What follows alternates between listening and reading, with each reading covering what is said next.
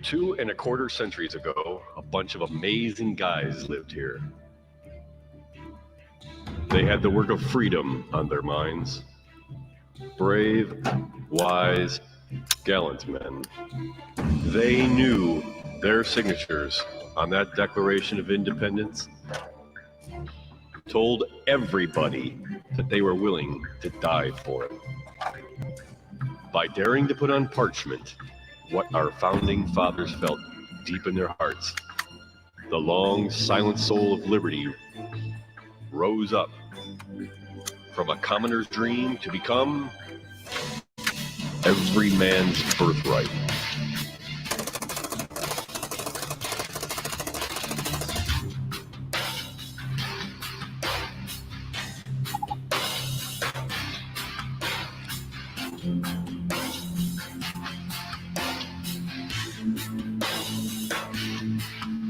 As long as patriots like you kindle its flame, freedom has but one enemy it cannot defeat, and that is negligence. So your presence here, now, today, is an act of reverence. Of all man's works beneath the heavens, none shines brighter than our Constitution. I think Jefferson and Paine, Adams, Madison, Mason, Franklin, I think they're looking down right now at us. I think they understand what we're trying to do, what we strive to do. Well, let's hope not. Does everybody hear me okay? Let me know if you can hear me 5 by 5. Just want to make sure I got that going good.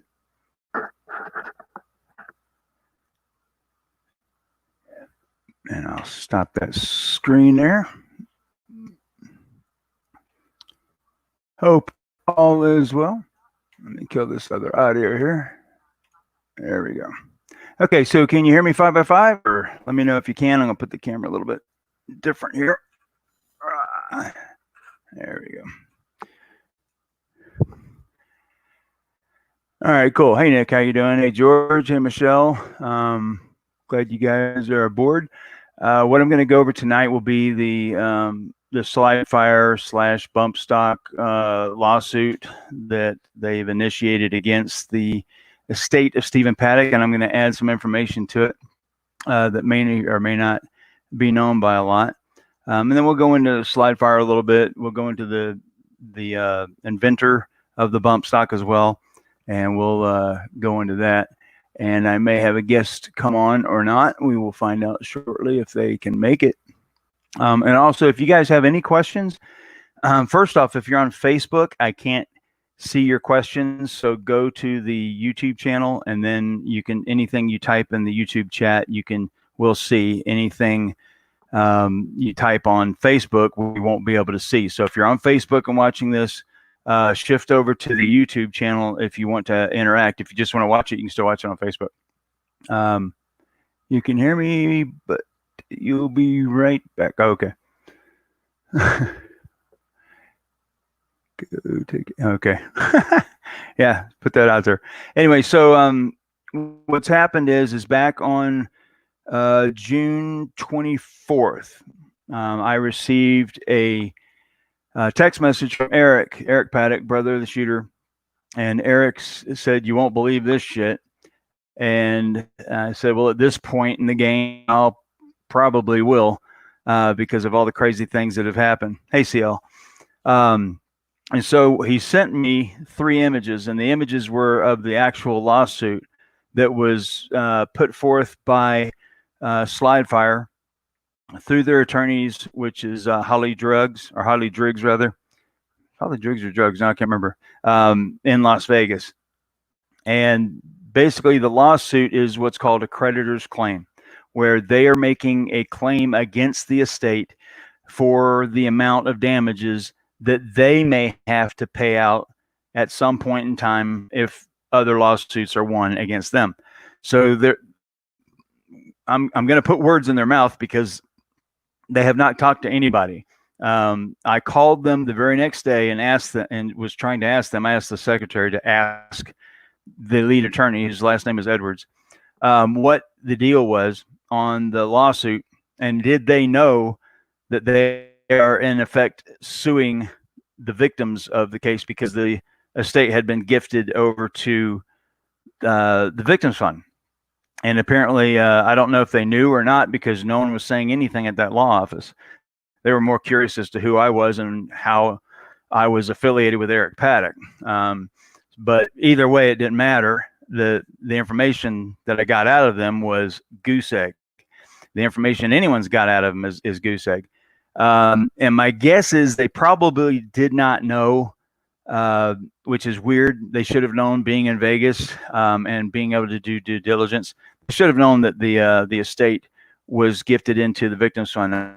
So I'm going to give them the benefit of the doubt at the moment that is possibly the case. Either way, it's just, if they're suing the estate of Stephen Paddock because they thought the family would benefit from whatever monies he had left over, that I can somewhat explain. The problem I have is that I seriously doubt these particular attorneys did not know. And here's why. The reason why is because the attorney that was defending the people, or who was representing the people who was suing the bump stock manufacturers in the beginning, ended up being, you guessed it, Robert Eglett. So that's a little bit of information that some of you probably don't know. So Robert Eglett was actually took over the case for the lawsuit against the bump stock manufacturers under the name of Preston and some other names. I'll pull it up here in a few minutes. But that the way it works is they were going to sue the bump stock manufacturer, whatever, and that's a whole nother case. So I'm not going to get too much into that. But the effect is that the bump stock manufacturer, or namely Jeremiah Cottle, who is the inventor of the bump stock, or inventor of that bump stock. There's some question about whether or not he invented the bump stock per se, but he is either behind this lawsuit or it's the lawyers directing it or whatever. But he has to be behind it because it has the name of the manufacturer on it. It's not the lawyers suing the estate per se. It actually says creditors claim on behalf of SlideFire, and that's where everything just goes to crap for them, because there's no other way to cut it. This lawsuit is a lawsuit that is the manufacturer of the device that caused so much carnage that night. And pardon me for being graphic. I don't mean to be, and I'm sorry about that first thing with the gunshot thing there, if that affected anybody. That was, I wanted you to see what SlideFire was putting out, and I'm going to put out dispel some myths here in a minute. But the lawsuit, the odds of them not knowing that this that the estate of Stephen Paddock was actually essentially gifted into the victims fund is extremely remote. I just don't see that happening. So and the problem is because they won't answer the phone. I've called them probably 7 or 8 times. I think Michelle called them and had some nice words with them. And the problem is that if you don't put out some sort of statement with your lawsuit, something explaining something, then, game on. You've got 4,500 claimants out here, plus a whole bunch of other people that may not be in this specific settlement. But you have 22,000 plus people that went there that weekend, and a lot of other people that saw this and what have you, and they found out quickly what the bump stock is. So I just played a video at the beginning of this that some of you didn't catch, but the video showed essentially a person firing a bump stock. It was essentially a commercial for SlideFire, and the commercial shows what the bump stock does. Now, it's been said by a few people, and I'm going to demystify this part. Several people have contacted me and said that that the bump stock was misused by Stephen Paddock, or Steve Paddock, and misused in such a way that he basically took an item that was made for some other reason and then used it in an improper way to do what he did. I'm a formerly licensed FFL dealer, federal firearms license dealer. I used to sell guns. I used to sell all of these things, accessories, you name it, I sold it. Okay. And I can tell you 100% or 99.99999 that if anyone thinks that this device was initially or at any time truly manufactured with the mindset that it was going to be utilized by someone with a disability, you're a moron. Simple as that. Because absolutely not. There, you put 100 people, line them up that have bump stocks, and I guarantee you, out of the 100, there will be 99 at least that have no disabilities. So these devices are not, even though he argued with ATF to get the patent through, or to get the approval, because after you get the patent, then you have to get the approval from ATF to even sell the device. To get that approval, he actually argued that the device was made to assist people who have disabilities. I don't know if y'all have ever shot a fully automatic weapon before. Roger, I know you have. I know I have. I can tell you with utmost surety that this device would do nothing. It would be harder to shoot this device. So that doesn't hold water. But that we'll put that aside. We'll just that's just another mark against them when they try to use that as some sort of sweet thing, like, oh, we had good intentions in the beginning. No, there is not one instance that I have been able to find where the manufacturer / Jeremiah Cottle has ever stated, while he was talking about it, that the device is specifically made for people with disabilities. Not once. And if you look over YouTube, try to find someone that's shooting one that has a disability. Good luck with that. And to the person that keeps sending me these messages saying that this device was misused by Stephen Paddock, kiss my ass, because that's not the case. You're an idiot.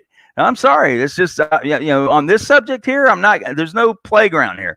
I'm going to call it like it is, because if you can't bring me evidence to support your argument, just don't even say stuff. People just come and ask questions. So exactly, Alan, the bump stock was used exactly. It was designed. The bump stock was designed to give a person as close to a fully automatic weapon feel as possible. And it absolutely accomplishes that. It takes a second to get used to it. So I'm going to show you a video, if I can pull it up here, of someone shooting one for the first time.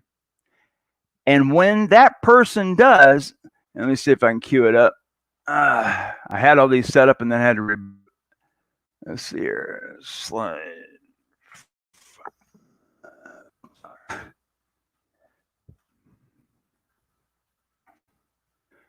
Yeah.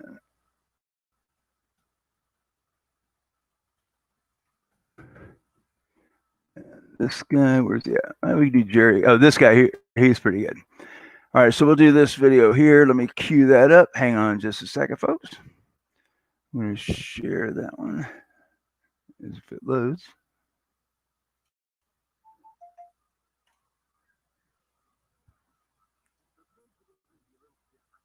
Pause. This is pretty good. It's only a few minutes long. And everybody, what is, there we go. Here we go. Slightly more serious. Let me know if you guys can hear that. News lately about something called a bump stock. Now, where I live in Utah, shooting guns is a fairly recreational activity. I would say Texas, Utah, and Idaho have plenty of guns distributed between the general population, and it's kind of like a hobby thing. People go out to shoot guns. It's even a great date idea. And I have owned plenty of guns in my life and my family, and it's just kind of like part of the custom and part of the culture. But lately there's been something in the news called a bump stock and how it attaches to a semi-automatic rifle. Now, I've never used a bump stock before, but I am curious as to how easy it is to install, what's it made of, and what it can actually do. So yesterday I went out and bought an AR-15. This particular setup is about $1,500. I walked into a local sports store, picked out the gun I wanted, they did a background check, and I walked out of there. So the thing about an AR-15 is that it's pretty customizable. You can swap out the barrels, you can swap out the lowers, you can put scopes on the rails, you can swap out the back stock.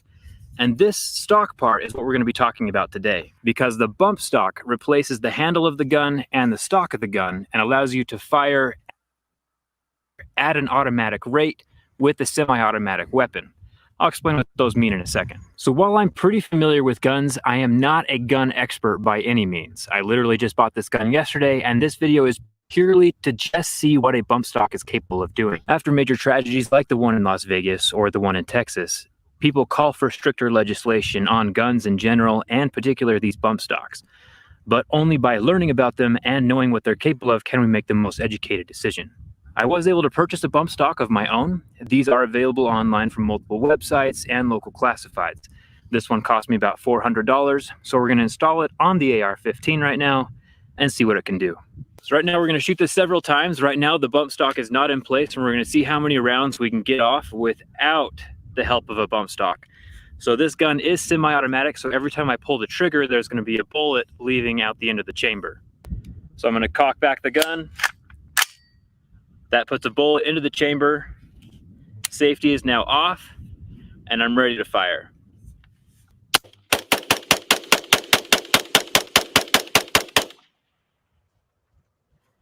That was relatively quick. So this is a 40 round clip, and so every time I pull the trigger 40 times, I can lose all the ammo inside of that clip. And that was pretty fast. You can get a lot of shots off in a pretty short amount of time. So now let's install the bump stock. And as a noob, I've never shot with the bump stock before. We'll see if it's possible to shoot faster than it is with just a straight trigger. So how a bump stock works is actually incredibly simple. The gun slides around inside of the stock and uses the recoil of the gun to shoot more bullets. This piece is pretty important. I'm a right-handed shooter, so I use my right hand to pull the trigger. And so I'm going to take this piece of plastic, slide it onto the gun, and it blocks the trigger on one side. So when I grab the gun, I rest my finger on that piece of plastic on the far side, and then using the gun, I can pull forward with this hand. My finger connects with the trigger, pulls it, and then the gun will bounce back and forth, and each time it hits my finger, it'll shoot another round. And since the gun is doing it all automatically, it can pull the trigger faster than I can pull the trigger, hence the full auto function of the bump stop. So these are the bullets right here. We have a 5.56, and it's just a whole box of these things. These things are about 40 cents a piece. So I also got these clips. These clips hold 40 rounds. They're about $20 each, and I can take the little bullets and just pop them into the top. And then the whole clip just slides into the gun when you're ready to shoot. This is my first time shooting with the bump stock, so we're gonna see how it goes. I got the clip in place. The stock is functional. Safety is off. We're loaded, and let's see how this works.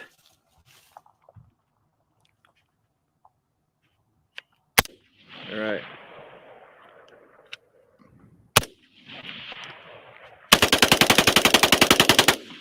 Okay. That was faster than I expected.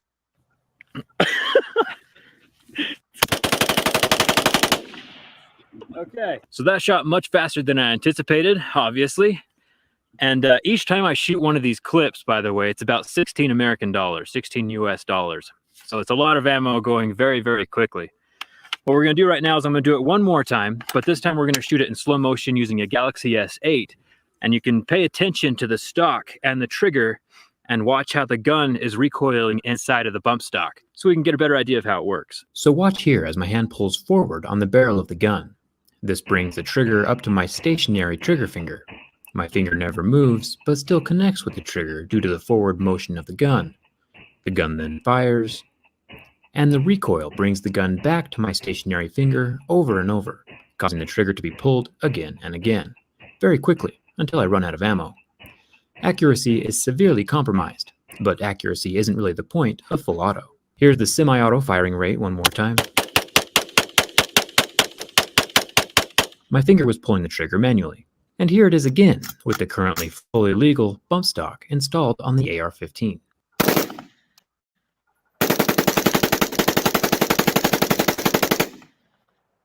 I'll be pretty honest. I'm pretty blown away with how well the bump stock works and how much ammo it can throw out of the gun as fast as it did.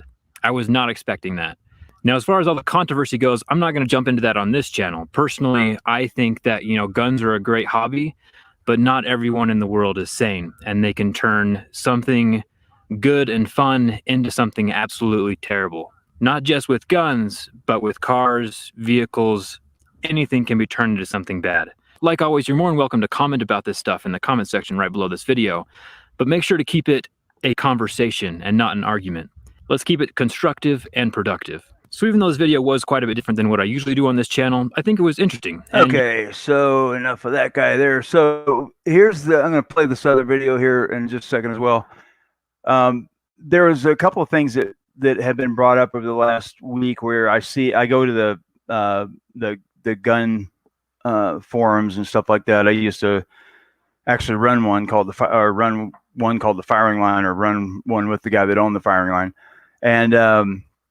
and there you'll find, there's obviously pro gun owners are going to be pretty much pro bump stock and stuff like that, which I don't really have an issue directly with the bump stock. But what I do have an issue with is that this guy, let me get this screen stopped here, that this guy has decided to sue, to do this lawsuit, to sue essentially what amounts to the victims or whatever, because he lost business. Okay, I had a weapons business. I had to pay $18,000 to $25,000 a month in insurance. Okay, you made an accessory to a firearm, and that accessory caused the firearm to shoot very similar to a fully automatic weapon at a greatly reduced cost. An automatic weapon is going to run anywhere at the low end $3,000, and at the medium you're going to be paying around $10,000 to get that, the taxes, the class 3 license, all that stuff. So in effect, you're able to buy this thing for a couple $100, and you've got something as close to a fully automatic as you can. And to think, for anyone to even have the remote thought that people would not buy this for nefarious reasons is a little bit laughable, to say the least. Absolutely laughable. So Jeremiah, if you watch this, I'm not falling for it. I owned a business called World of Weapons. You can look it up. You already know me. You're out there where CTD is. Ask Michael Kenny, and he'll tell you all about it. But the problem is that without them saying anything with this lawsuit, and for them to, if they're going to make it sound like they didn't know that this case was, that the estate was in probate, they're probably going to have an issue with it. And again, if you guys have questions, or if you either have a question, or if you want to make a statement that you specifically want me to see, type it in all caps. Otherwise, I'm going to think you guys are talking amongst yourselves. And again, if you're on Facebook, we can't see your questions at all, so come over here. So I'm going to play this other video here, and so you can see what was going on at the time. Let's go back to, which one is it? This one. Title, Texas Company. Share. Go tab. A Fort Worth-based bump stock manufacturer handed over its entire inventory to the government to be destroyed. Truckloads of the rifle accessory were crushed. As of today, it's illegal to own a bump stock. Fox 4's Alex Boyer has more tonight. Alex. Hey, good evening, guys. Yeah, you're right. As of 12:01 this morning, it is now illegal for anyone in the United States to own the controversial gun accessory. And as we speak, thousands of those discarded bump stocks are sitting in a Fort Worth recycling facility. All day Tuesday, federal agents with the TABC watched on as thousands of banned bump stocks were shredded at a facility in North Texas. Fort Worth-based RW Firearms, one of the country's largest bump stock retailers, turning over its entire stock of some 60,000 to be destroyed.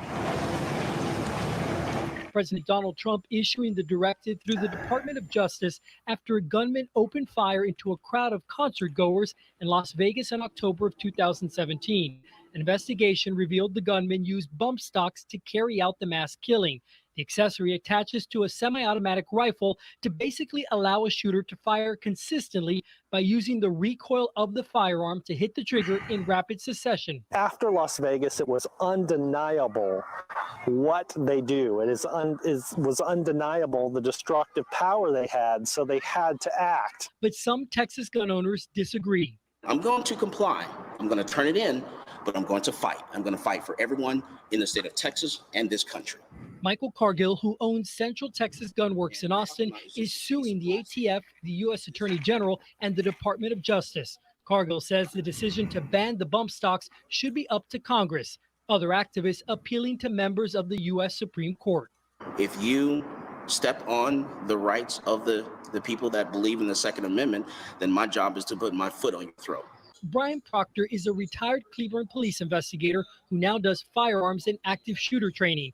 Speaking via Skype, Proctor says enforcing the ban will be a legal nightmare and doesn't believe bump stocks are the problem. It's a novelty. It's not even a tool. The firearm itself is the tool. When you're talking about the enforcement aspect, it's going to be virtually impossible.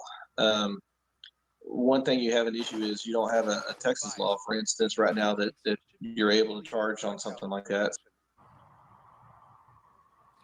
And as of right now, the federal government is asking everyone who owns a bump stock to either turn it in or destroy it. Folks caught with one could face up to 10 years in prison or a $250,000 fine. All right. Well, let me get this word to pause because it auto plays the next one. Hang on. Pause that and get that screen off. Okay, so as you saw they destroyed all of those. And there was another company that was manufacturing them too, and these two companies would battle quite a bit. I know I did that. Turn that auto start feature off. Sorry about that. So here's the problem with what he said. What he said was technically correct, but factually inaccurate. That's some word salad for you. Okay, so what that means is this. A weapon that's converted to fire in full automatic mode or to fire as if it is automatic is illegal. The bump stock bypasses that because you're not actually converting the weapon to actually fire that way. You can bump fire a lot of rifles, but obviously the AR-15 leans, Roger can attest to this because it's an easy weapon to bump fire. But to make it where it's much easier that you can actually work with it, because you have to bump fire, you have to put your thumb in your belt loop, and there's some other things you can do to get that to work. It's kind of awkward. You want to shoot from your waist, but the way the bump stock works, obviously it eliminates all of that and makes it a lot simpler to do. So you can hold it as you would a normal firearm and just put as much lead down range as you can. And that's essentially what you're doing with the fully automatic weapon too, is you're generally, I don't know, Roger, if you shoot the same way I do, I use my shots to aim the next shot because I can see where they're going. And I don't really sight it in that much. But the way the bump stock, the problem with the bump stock is that the whole idea of adding that to a weapon to fire or to make it fire like a fully automatic weapon cannot truly be justified in the mind of the average American citizen. You can't do it. I can justify it all day long because law-abiding citizen, want to go out and want to shoot and have some fun. That's different. But people, the average citizen can't look at us, the people that like to do that, and go, oh, that's normal. That makes sense. And the other thing is they can't look at us and go, can't you guys just give that up so people feel safe? Yeah, I can do that. It's not that big of a deal, but it's a big deal to Jeremiah Cottle. Yeah, I hope I'm pronouncing his name right. Actually, I don't care if I pronounce his name right. The situation with him is that he lost his business. And so I get it. I was in a possible situation where I would lose my business every single day. I owned a business called World of Weapons. Everything I sold was a weapon. He had one item. I had 2,000. So I get it. I used to manufacture pepper spray, stun guns, different knives and things like that. And so I understand that liability factor of when you're making something that's either A, to protect your life, or B, to take someone's life, and we did both, I get it. I fully understand that pressure that's on you as a manufacturer, as a distributor, and you're selling something that you know has the potential to take someone's life. And if misused, and if you get some great lawyer out there, they can spin that around and bring it back against you to make you have to pay for it. But they have to prove one major thing, obviously, to get that to work, and that's negligence. And the negligence on your part either being from manufacturing a defective product or manufacturing a product that truly isn't what it was intended to do, or wasn't what its original design was, not what you basically pushed it forward as. That's kind of a little gray area that this particular item is in. Now, I seriously doubt that that would ever come out in court, that anyone would really care about it at this point. It's already banned. It's a done deal. The problem is, why in the hell are you guys suing the victims? That's the issue I have. So I called the attorneys again today, and again today. I got nothing. I think Michelle got further than I did. Yeah, what they wrote to get around the ATF approval, what they specifically wrote was that the item was made to assist those with disabilities to be able to fire a weapon. And clearly, no one put that weapon in the hands of a person who you're claiming it's intended to be made for and have them use it. I mean, everybody can understand a switchblade, right? If you think switchblade and you're not a knife guy, the first thought that comes to your mind is negative. It's a negative thought. It's a natural thing. You're going to think a negative thought. You're going to think, oh, switchblades are only used by criminals, which is entirely not true. Most switchblades are very costly. They're over $100, and people don't buy $100 whatevers. So when you have that, and if you cross that over into the bump stock, it's just the reverse. You're trying to get an automatic, but you can't afford it. But you can't afford the bump stock, which essentially takes a weapon and converts it into what would be considered an automatic. But you have to do something to make it work, just like spring-assisted knives, which you have to actually flick them to get them to open. But they're spring-assisted, so the blade comes out that way. And I think I'm freezing up here. Hope not. Let's see. No, I'm good. Okay, so this whole case is just absolutely absurd. So I'm gonna play this last video here, and see if I can share the screen, share the audio. See, I'm remembering to share the audio this time. Let's get to this screen here, and Bump Creator, boom, share. Here we go. New this morning, the makers of the bump stock used by the 1 October shooter are now suing his estate. That's according to the New York Post. SlideFire Solutions wants the gunman's estate to pay for any damages it may be forced to pay from a class action lawsuit it's currently facing because of the shooting. However, the gunman's family has already said it would use the money from the estate to pay victims of the shooting. The goal was to distribute the money this year. No word yet on how the family will handle this new lawsuit. All right, so that was a quick, and of course you're not going to expect. Here it goes again with this damn loading the screen thing again. Stop the screen share. So Las Vegas, the last two or three stories that we've tried to break, and I contacted, and my camera's not working over here. I'm guessing it's working over here so I can see it. I did contact a couple places over there to see it, because obviously I'm the one talking to Eric, and to see if I could get them information on the last two big stories that we broke. And of course, this one being the bump fire one. And nothing. There's really the only reason why Channel 13 picked up the story was because it was in the New York Post. So we have the New York Post, we have Huffington Post. We have a couple other. There's a couple other ones that basically picked it up from either of those two, and that's where the story went.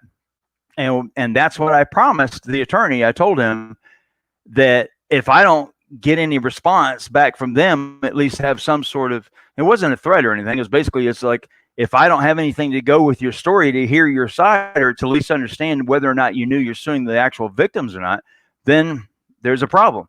And it's going to make it sound 10 times worse. If there's some sort of logical reason why you're doing this that I haven't thought of yet, then that's what I wanted to know before I approached other people.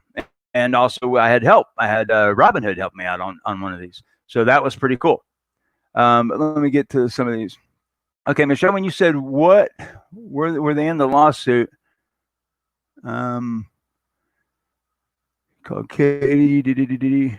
What were you talking about that was in the lawsuit? I'll try to answer that.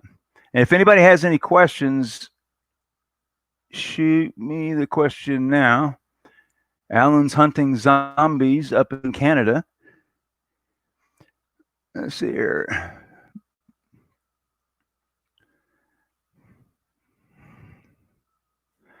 Yeah, the frustration that we have in this industry, I mean, we've got double frustration here. We've got Las Vegas, which is its own micro and macrocosm of corruption. And so weeding through that, knowing which reporter, there's only a couple of reporters over there that have balls. Doug Papa is obviously one of them. And there's probably nobody else, when you really think about it. Then you got Mikey Slyman, he'll do it.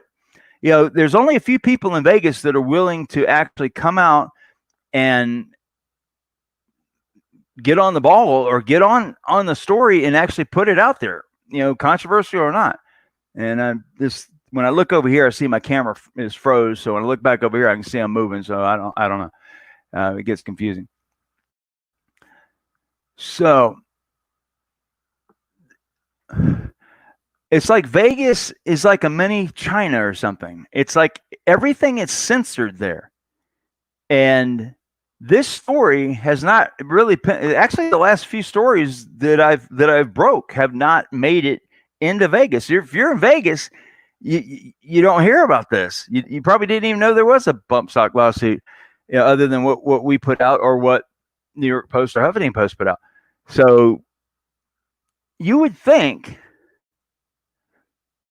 that a local paper in Vegas would actually have picked up on this story the moment it became known, because it affects Vegas residents, obviously.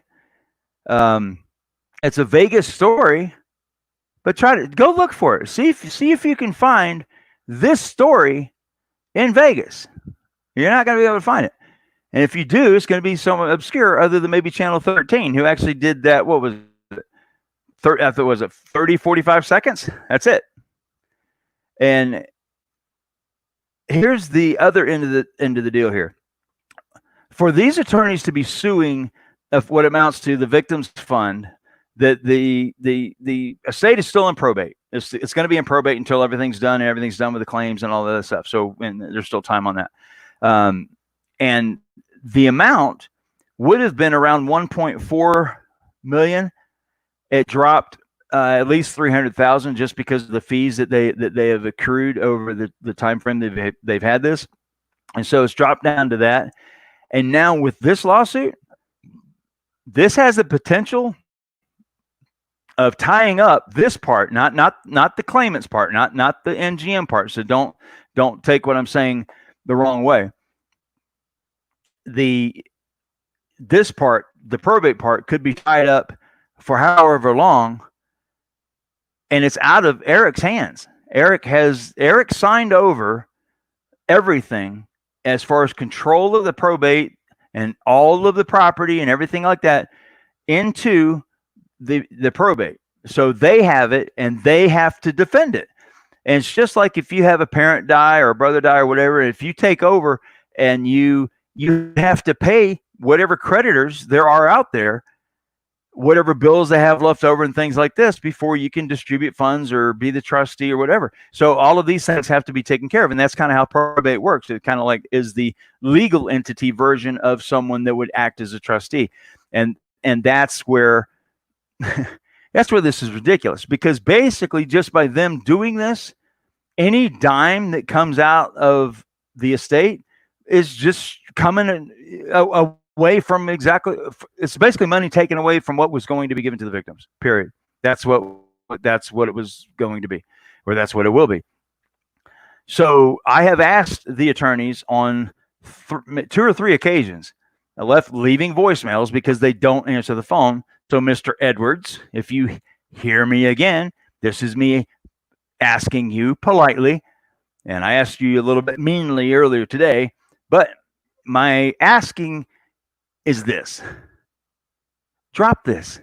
There's no reason for it. You know, what do you hope to get out of it? You want your name attached to this case in this way?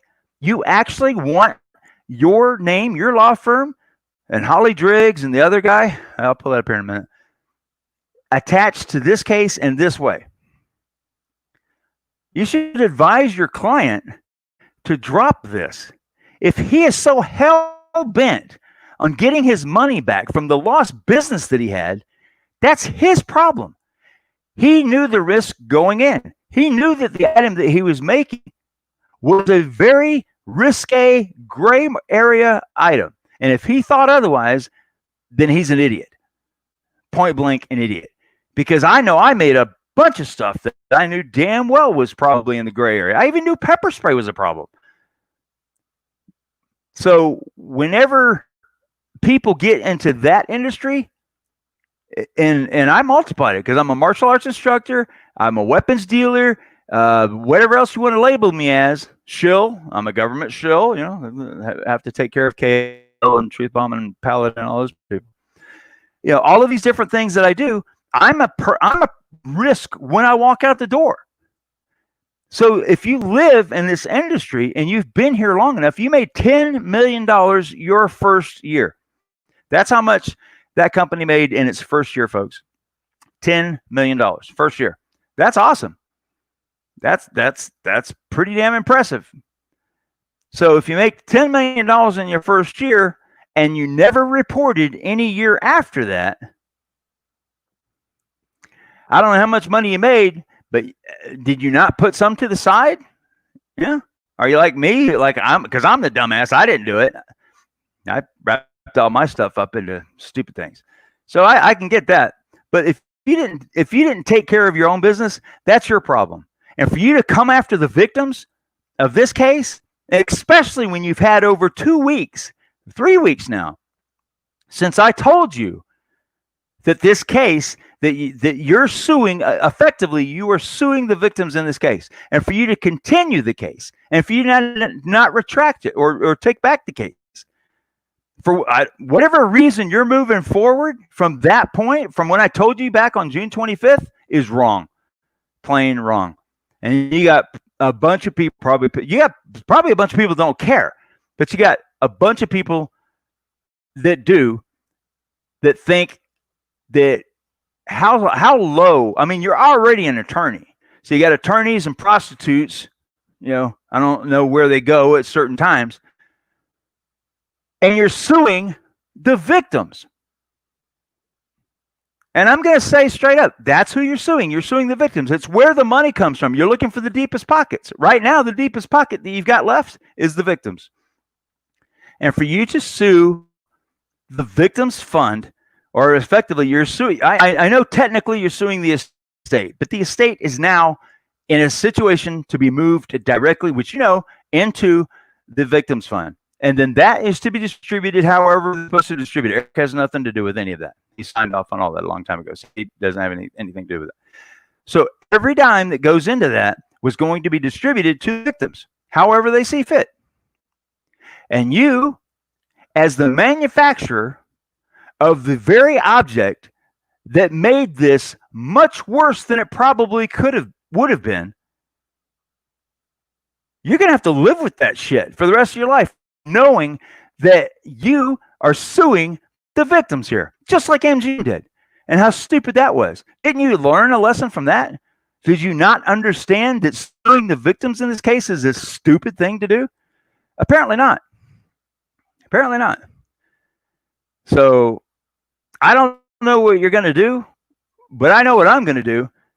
And I'm going to keep pushing forward, and I'm going to keep contacting people every single day until the end of time, or until you withdraw this case, I am going to keep reaching out to people that I know. Obviously, New York Post, Huffington Post. I've got another one lined up just to handle the UK. That'll probably come out in the next couple of days. And then someone else will just pick it up from there. It starts like a little snowball. And then what is your firm going to look like after that? Sue me. Go ahead and sue me for defamation or whatever you want to call it. I hope you do. That'd be awesome. I would absolutely hope that you do. It would be really funny if you did. Because you can't. Because everything I'm saying is the truth. And what you're doing is wrong. Okay? And I know that I myself am in a gray area when it comes to the Las Vegas community. Because a lot of people don't understand what I've been doing for 2.5 years. Soon, you'll probably get a better picture of it. A few of you do know. But a lot of you don't. And it's always been a mystery. But everything I've done since day one on this case was for the victims and the victims' families and the survivors. That's it. If it did not benefit or support them, I didn't do it. Period. And I have held on to that promise since day one. I have had to bite my tongue so many times because I couldn't talk about certain subjects. I've had to do all kinds of different things. That's very frustrating. And I've lost friendships that I thought were valuable friendships over this because they didn't understand exactly what was going on in my world either. And I get it. And a lot of you out there right now probably don't understand. But the one thing I can say is that I will fight these lawyers in whatever capacity I can, legally, to make certain that you never see a dime from Steve Paddock's estate or from the Victims Fund. Because you are the lowest scum on earth to actually sue the victims of the largest mass shooting in United States history. How dare you? You should be ashamed. And as an attorney for them, I don't want to use the word I'm thinking of. I don't get it. I don't know if any. Does anyone in here get it? Hey, Jeff. I mean, this makes no. It makes sense if here's how I would have to be to make this make sense. And Jeremy, you can sue me too if what I'm saying is defamation. If I was Jeremy Cottle and I own SlideFire and I lost everything, my world crashed. And I was at my last straw. And I absolutely had nowhere to go. Everything's gone. I had to let my employees go. I had to cry tears in my warehouse. Wait, I did do that. I actually had to do that one time. I had to let all my employees go. Wow. So I've been there, buddy. But I can tell you one damn thing. I would do something entirely different than what you've done. I almost said what I was going to say, but I'm not going to say it. There is no way in hell I would take the path that you've taken. Period. There's just no way. There's nothing in my very being that would allow me to do that. You have to be worse than Stephen Paddock. Absolutely worse than Steve Paddock to do this. Because if Steve Paddock did what he did, and now you're going to go after the victims a second, basically re-victimizing them, what does that make you? How do you sleep at night? Do you actually think that you're just trying to recover monies from your last? Are you going to come out and say, well, I'm just doing what I'm supposed to do, or what my attorneys advised me to do, or whatever bullshit you're going to come up with because you haven't said a word since this happened? And this camera froze again, so I can't tell if I'm actually on or not. If you guys can still hear me, let me know. So Jeremiah and to Mr. Edwards, you guys need to have a little powwow and talk about whatever it is you guys need to talk about, because this is a PR fiasco. Absolute PR fiasco. If you want to save yourself from all of the embarrassment that's going to come out of this, because we're not going to stop. If you keep going your direction, and granted, I know the one you guys probably didn't even know how much money was in probate, but it's about 1.1 million, somewhere in that range. It's going to be lower than that once they're done with their final fees. But that's a drop in the bucket compared to the MGM thing. I get that part. So divide it out. A lot of the claimants probably don't really care because it's not really that big of a deal when you divide it out. But for me, it's a big deal. It's a principal thing for me. Because guess how much money I made on this? $0. I'm not here for that. But I'm damn sure going to fight for those that don't have a voice anymore as best I can. As best I can. Until the end of time. So you have a choice. It's either till the end of time or until you end this lawsuit. Totally up to you. Totally up to you. Anybody got any questions? Let me get off my rant mode here.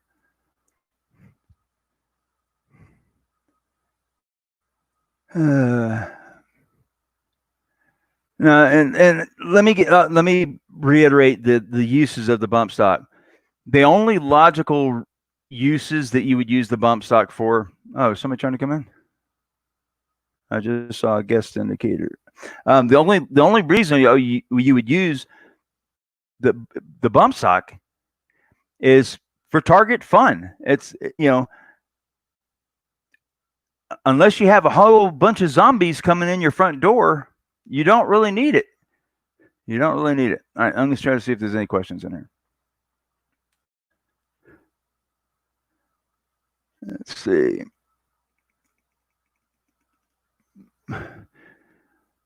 Okay, Jeff says, let me read it on the bigger screen. Mike, I totally get it now. They've had plenty of time to understand what they're doing and will affect the survivor's son. Correct.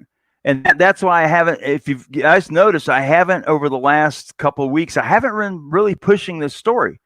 I already knew that we had New York Post in the works, Huffington Post and what have you, but I didn't want to, I wanted to give them the opportunity to respond.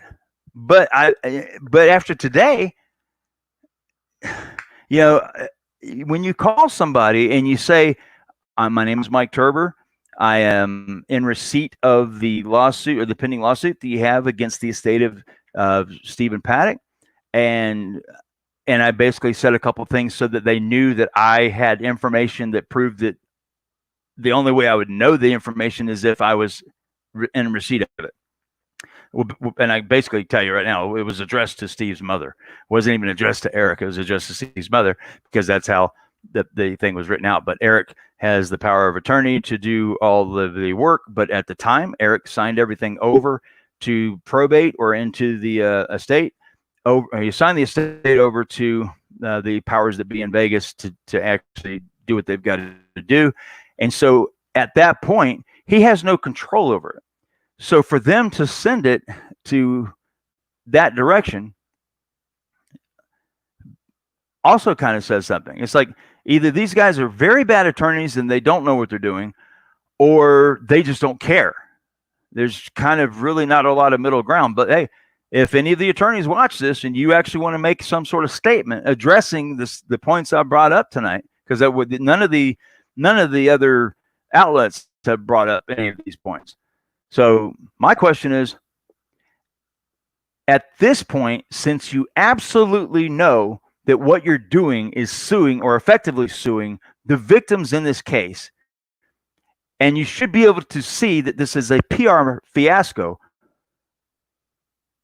why haven't you withdrawn the case? Are you advising your client properly to let him know what he's about to get himself into? Is he aware of this?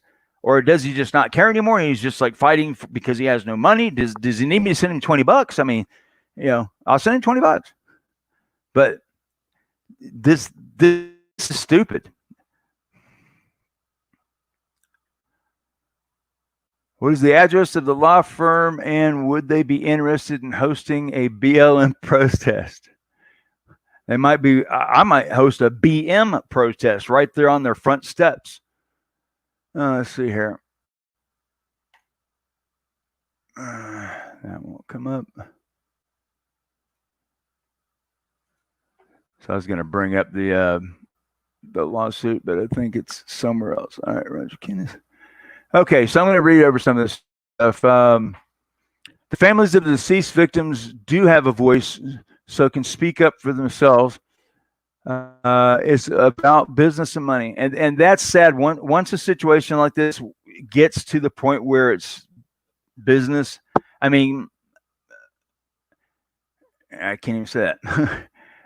Okay, a lot of you know that I've helped out many of the survivors in this case or whatever understand the process of what's going on, and so one of the explanations I keep having to give out is that you have to think of this as a business transaction and remove emotion from it, and as best you can. So several of the people that I've tried to help, I've tried to say, look, if you remove emotion from it as best you can, because the lawyers have to do it, I have to do it, and sometimes you can't do it, and I get that part.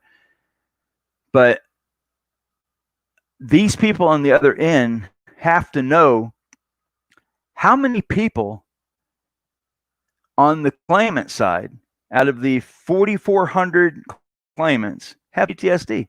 How many? Does anyone know? Let's not even guess a number, but let's just say it's a large number. And so if you are an attorney and you have a heart at all, or if you're the person that made the device that helped create so much carnage,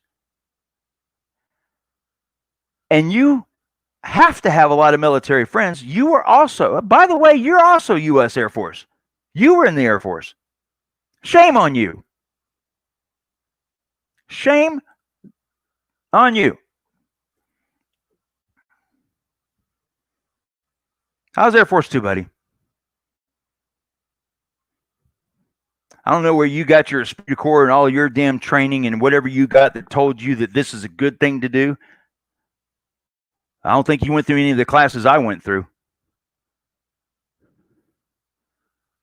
So for you to do this and basically bring back, and people will argue that I'm doing it. By me talking about it is creating the issue. And I get that too.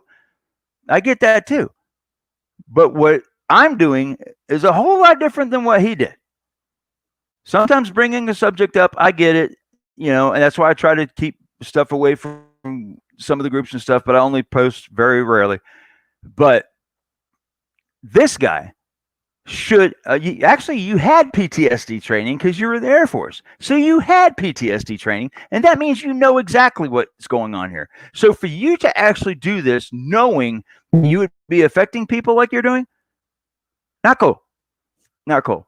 Because everything was down to the wire. Everything was effectively done.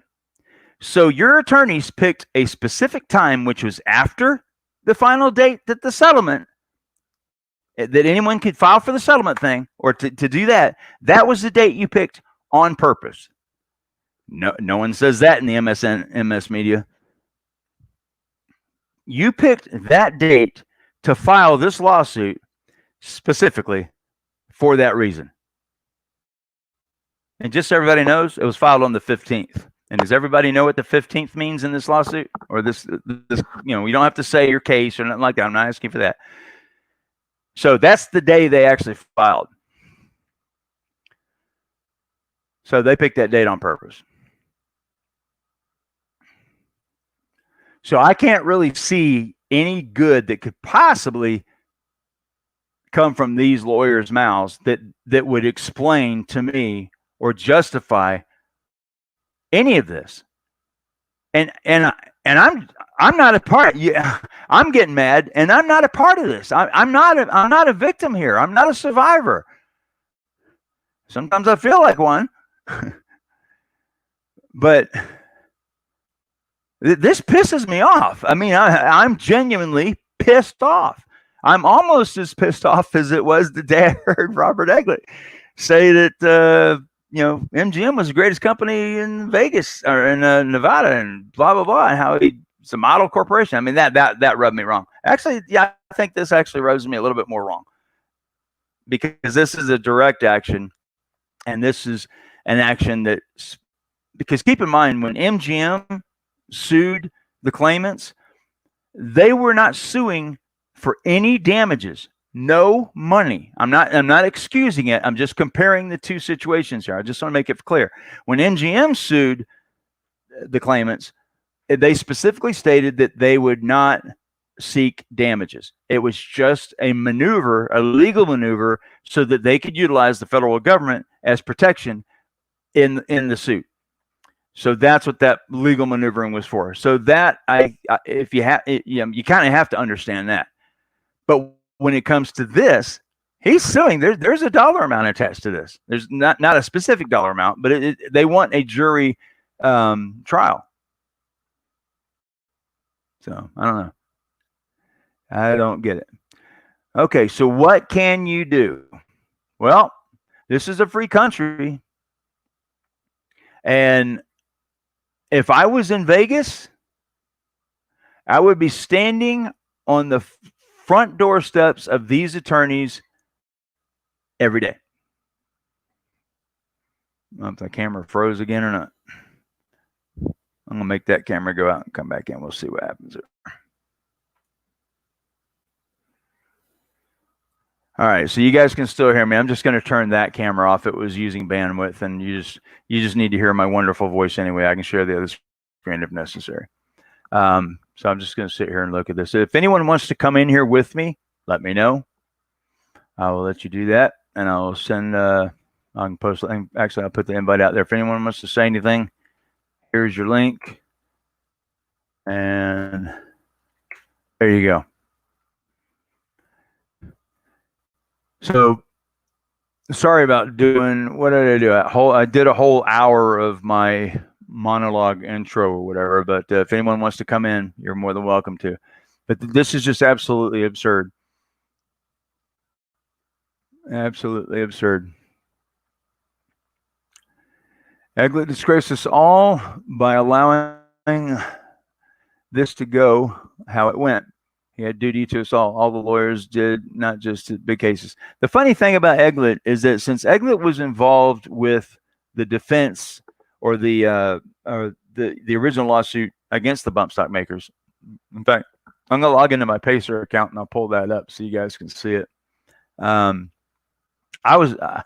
wasn't expecting to see Robert Eglett's name on that. I did not know that he was the lead attorney because when that first lawsuit came out, it wasn't Eglett. That was the lead. So let me see if I can find these files here. If I put them on this 158. I got way too many files from them to go through. Anyway, I'll bring that up on another day or make a little video out of it so you guys can see it. But yeah, what I would say, I'm not going to advise you guys to go out and do anything specific, but obviously you have a voice. You know who the players are. I think one of you that are in there has already made her voice known. And I'm not encouraging everyone to do that. That's probably not the right way to go either. But what I don't understand, and maybe I'm just an idiot. Maybe I don't get this at all. Maybe it's not clear to me that what they're doing is proper. Maybe someone needs to do some Don-splaining to me. But it's important if someone can explain to me why the media in Las Vegas has not really been vocal about this and how bad it is. Because keep in mind that video that we watched from Channel 13 was only 30 to 45 seconds or so. Not really that big of a deal. So maybe it just seems like to me it's a bigger story than it really is. Maybe I'm making it more than it is because I'm I was the first to break it, and so maybe I'm just, I got to stroke my ego, like everybody says, or whatever. But I just don't see it that way. I do see, obviously, if New York Post and Huffington Post picked it up, then obviously they saw it. So how does the local Las Vegas media not see this? How is it that the local media in Las Vegas doesn't see this as a major story? I mean, if it's major enough to get into 2 national publications, international publications, and why can't Las Vegas media? I mean, I'd love to show you guys my text messages to various news outlets in Las Vegas. And then there's a point where I just said, you know what, you guys suck. Because I'm giving you, not an exclusive, I'm giving you, I gave everyone the story. I said, here, it doesn't matter to me. I would rather the story be out there so more people see it. So, but apparently not. Apparently not. But, it is what it is. Las Vegas is a there's, for whatever reason, different news outlets have to respond to different types of stories, different types of ways. I somewhat get it, and I somewhat don't. My philosophy is this: as long as I'm breathing, and as long as there's a U.S. Constitution, no one can control how I would present whatever it is in the news that I want to present. Period. If I, it's just like everyone knows I'm not really reporting obviously is not my gig because I suck at it. My thing is doing investigations and getting in and finding out information and all that kind of stuff. That's what I do. That's what I do well. But sometimes I have to present it, and I suck at doing that. So, oh well, maybe I need to hire someone to do that, and I'll work in the background. But these guys, that's what they do. They're supposed to bring information that relates to the local community that is Las Vegas, and they failed to do it. They completely have failed to do it. And that to me is just a travesty. It'd be like having an earthquake in downtown Los Angeles, and then you turn on the TV expecting to get news about the earthquake in downtown Los Angeles, and you don't see anything about the earthquake. You would be like, okay, was there an earthquake? Or did I just eat beans or something? What the deal? Yeah, that's the kind of thing I see here is when they don't report something that would seem to be of interest. Now, keep in mind, and Michelle and Roger will know about this. The NBC story, if you guys remember, took so long to get out for 2 reasons. One I can tell you, the other one I can't. But one of the main reasons was because of the riots. They knew that if they put that story out in the middle of the riots, as deep as the riots were during that time, the story would be totally lost, and it would not really have any weight. And I agree with that. And moving that on, and that was the Togliatti story. And just as an update on that, I have still not found any direct connection yet. I'm not saying that there's not one. I'm just saying that I can't make that extra leap. As when you're an investigator / reporter / whatever you want to call yourself, because I'm not technically an investigator either, but when you are doing the type of work I do and you bring that work out, I only do it if I can absolutely back it up with 100% factual data and evidence to support what I'm doing, and a chain of custody to go along with it. If I can't do that, I'm not going to bring it out. But that story on face value is what it is, and still I feel the exact same way about it. But I just wish I could. Maybe one day I'll stumble across something, or somebody will bring me something. But right as of this moment, there's just nothing there. Let's see here.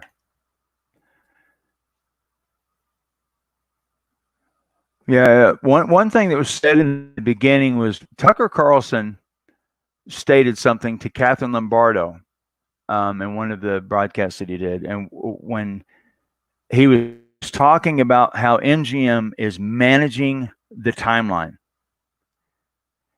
It seems like they kind of still are to a degree, but all of the key players are gone. A lot of the situation at MGM Resorts International is different now, and who knows what will come of it. The problem you have when management changes, and keep in mind too, when they sold the hotels, just like Roger mentioned earlier, they really didn't sell them to someone else. They kind of sold them with a 50% or so interest back to themselves. I don't know if you guys know that, but the entities that were buying up properties from MGM were effectively partly owned by MGM. I mean, this is crazy. Jeff says, you just reminded me of how right after the Las Vegas shooting, I went on to the all national news platforms to see about the shootings a half hour after it stopped, and nobody had reported anything yet. And that's true. I did the same thing. I got a call. I was at the Twin Arrows Casino, and I got a call not 10 minutes, probably 8 minutes into the shooting, or 7 minutes, somewhere around there. As soon as I turned on I had Broadcastify or / the radio thing that we have on our, I don't know if you guys know what a Sonam phone is, but a Sonam phone is the government's bat phone. And so when I turned that thing on, oh my God, it's the loudest phone you'll ever hear in the world. It's crazy loud. And so I got a text message, then I got a call. Get on your phone. I got on the phone. As soon as it did, that's when I heard the tail end of the police radio calls, which we can't hear now because they've encrypted those. And they were going to encrypt those before the October 1. So it's not related, but still, when they do it, it obviously doesn't look good. But yeah, Jeff, that's the same thing.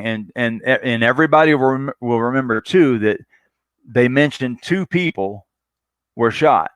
So a ton of people across the country were hearing about this, and this is a morbid, bad thought. So forgive me for saying this, but I'm pretty blunt when I say this stuff. If you turn on the TV and in their mind they only see 2 people hurt or dead, then they're like, "Oh, that's no big deal. I'll go to bed." Then the next morning when they woke up, holy crap!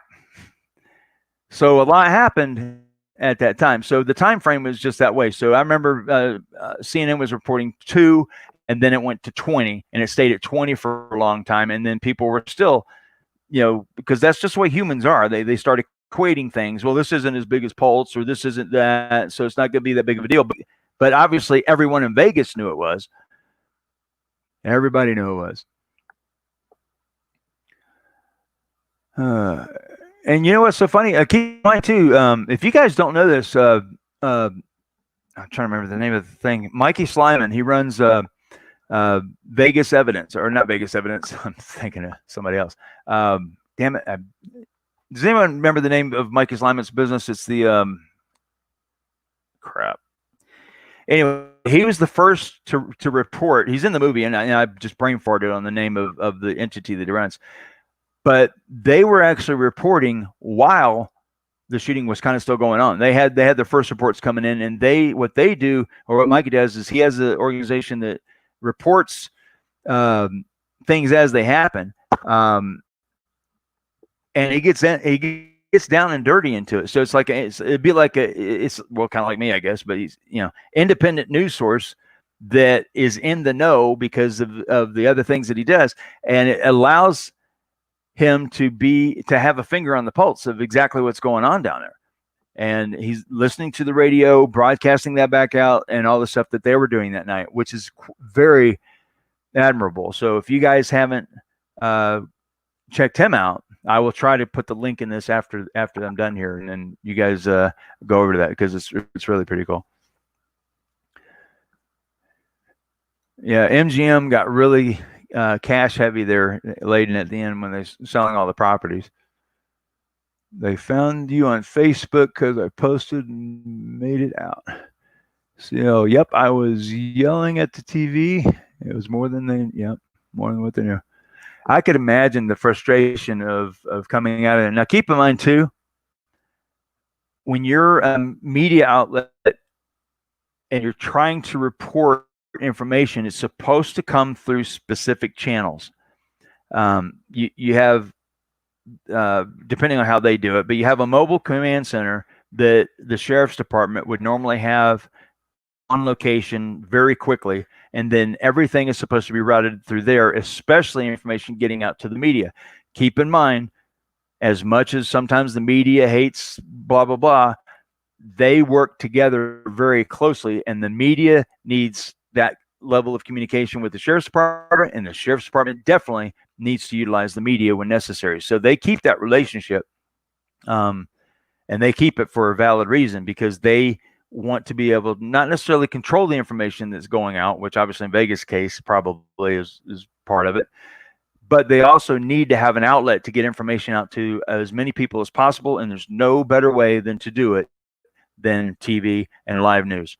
And that's the way they do it. So that's why they want to keep those channels of communication narrow, and only a few specific outlets have direct access into it.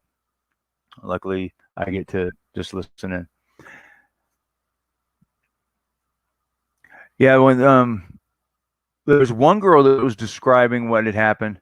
I'm reading Jeff's thing here. He says he was shocked when he found out it was only 58. I kind of was too. But I was hearing the police calls and the emergency medical, and so I started to get an idea. I think it's about 3 o'clock in the morning when they kind of settled down on the rough number, but then that was released to the public, I think at 6 or so in the morning. And I was on the road with a guy that didn't speak a lick of English. Jennifer thought it was okay to be involved in the case. Say about a judgment, being a federal judge. We need to do something big to explode this entire story.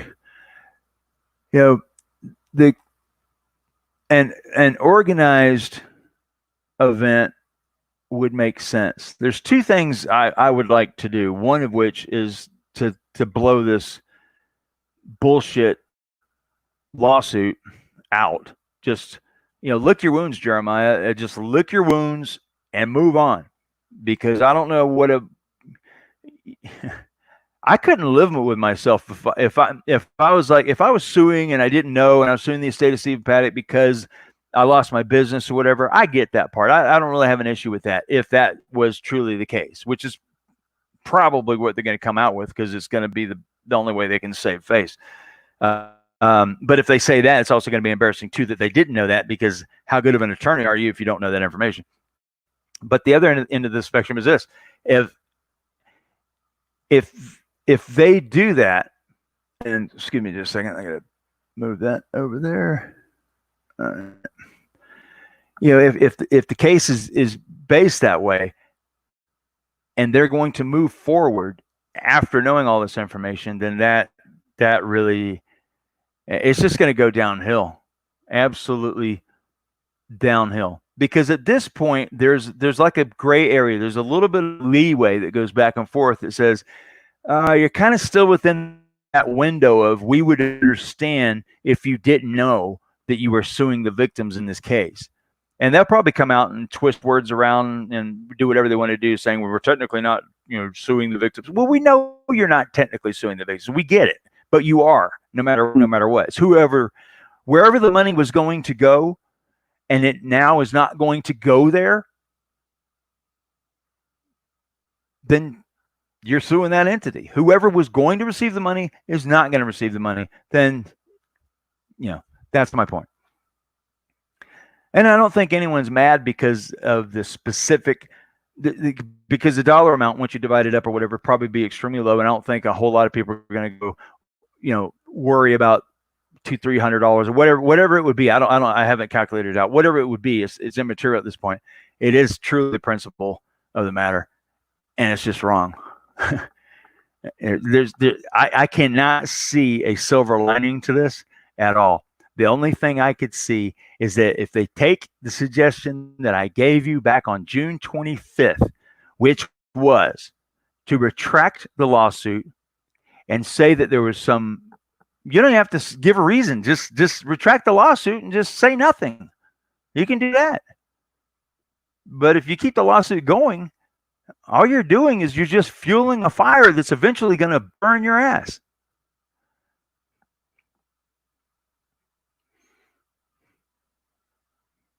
I don't get it. I do not get it.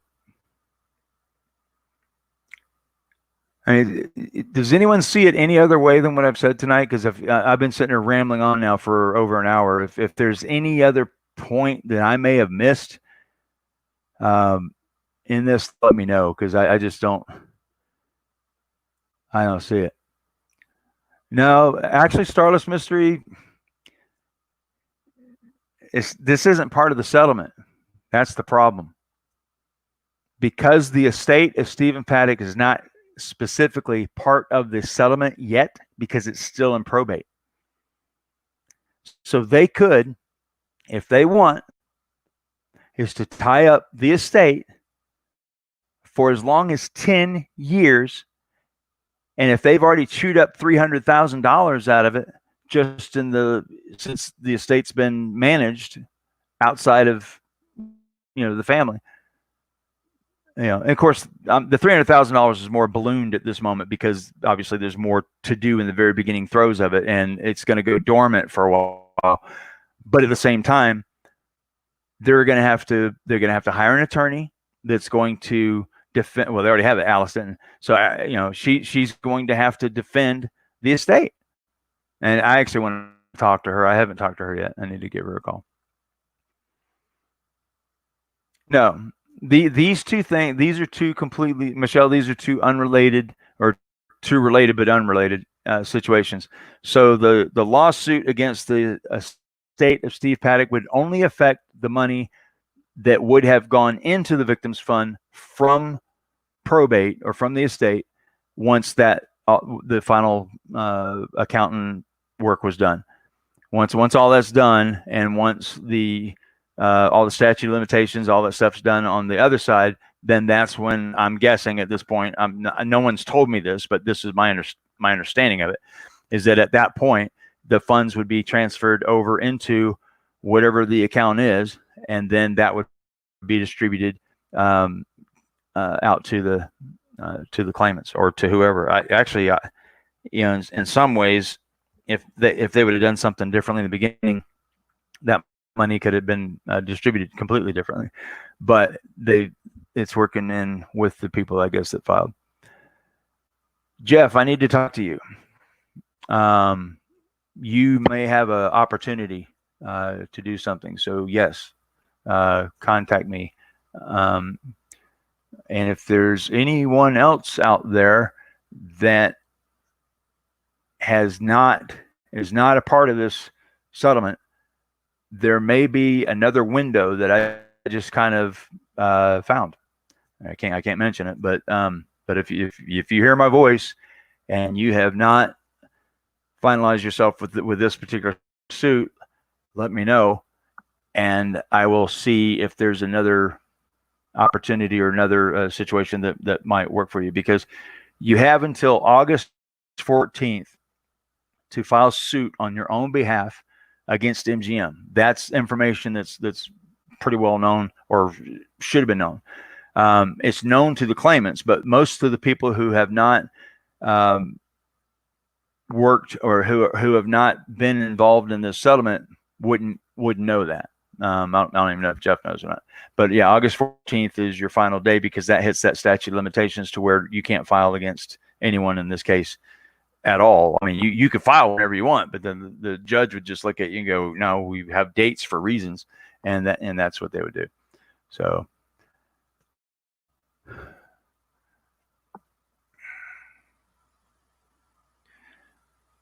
were they named in the lawsuit for us not being able to file against them? Were they named? I'm not sure I understand that. Were they named in the lawsuit for us not being able to file against them?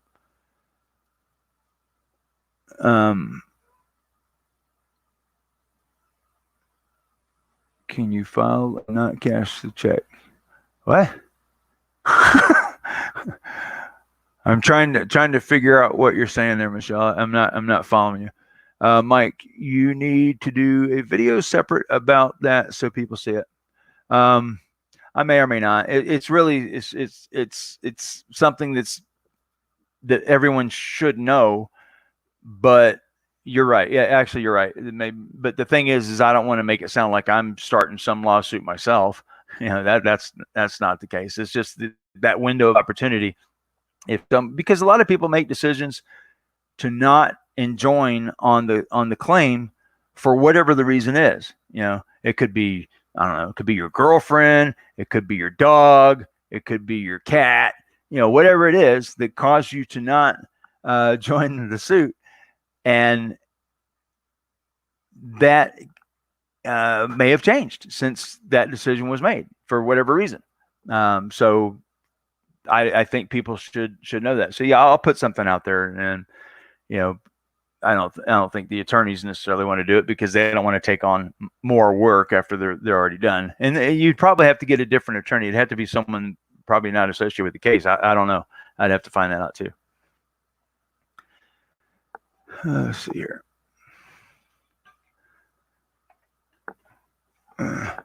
Yeah, Jeff. Yep, you do have a window of opportunity left. The problem with this is the only way it would work is if there was an attorney that would take on quite a few clients, kind of like a whole nother class action suit or just a separate class action suit for all the stragglers. For one reason or another, people didn't do this one and what have you. So that would be the only way I could see it working, because the odds of let's say there's 15 to 100 people that decide, okay, yeah, I'm going to go ahead and sue them. For them to try to sue individually would be absolutely ridiculous. So here's Roger. Roger, welcome to the show. What's up, Mike? Hey, I think I kind of get where someone's going with that, and I may not be 100% correct, but I don't know if Jeff was not involved in the lawsuit, but based on my understanding, so the lawyers waited until the statute of limitations were up. That's why they waited to release the information, obviously, on the settlement. But if you weren't involved in the tolling agreement, your 2-year statute of limitations ended, so you cannot file suit afterward because the 2-year statute of limitations is up. Now, if you were in the tolling agreement and you opted out of the settlement like I did, then you still have legal grounds to go. Obviously, I'm not a lawyer, but that's, to the best of my understanding, correct. Right. That's partially true if you're because some states have their own rules in regards to that. So if you're just because you went to a concert in another state doesn't necessarily mean you're bound by the laws of that particular state. In some cases, especially if the place you bought the ticket from is domiciled in Beverly Hills. Correct. And that's where the Ticketmaster agreement had a clause in it that basically said you had to go to arbitration in California. Exactly. And that's where I was trying to look at, because I wanted this case moved out of Las Vegas because of the conflicts of interest there. And I'm still trying to explore that with a lawyer. Hopefully somebody gets involved, but I'm working on that.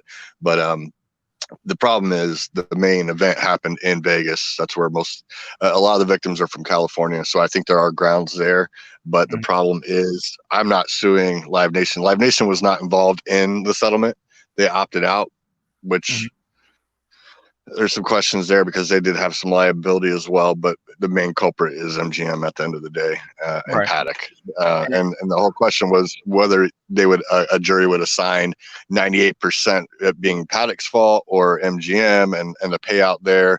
But I think if the full public knew the full information as what's gone on in their history that's documented in court cases, I think it's highly likely that a jury would rule against MGM because a lot of their actions are after the fact of what Paddock did. Paddock might be the main culprit that spurred this event, but they have been put on notice previously, and multiple actions have failed on their part to address their security, and that part they are completely liable for. And the threat didn't emanate from the venue; it emanated from their security failures at their property, which CSC was not hired for. So, I mean, there's a lot of different legal aspects there, but I'm hoping that some lawyer comes along, but I'm going to file in Las Vegas. I told them I was going to walk into their backyard, whether they finagle their way out of this or, run up the cost, or they've even told me, they'll draw this out as long as they can, run up the cost, and they'll appeal. They'll draw this out as long as they can. And that's why it was important for us all to stand together, because the public pressure of them drawing this out, like the girl in 2007, it took her 6 years to go to trial. They did the same thing to her, but they won on foreseeability. So for them to come out and say, well, we couldn't foresee this. You won on foreseeability. That was your argument in 2007 in a mass shooting on your property. So, and then they had the 2014 deal in Mandalay Bay, all these different things. But this was specifically to hide the fact that the Supreme Court came out and ruled in the Humphreys case from the 2011 incident that they ruled against foreseeability because they've had it happen on their property. So they've almost had to ensure that this was never going to go to trial, because if it happens again in any manner, they're going to have to do the same thing. And this all goes to industry, basically, because industry does not want to have to change security procedures across the country.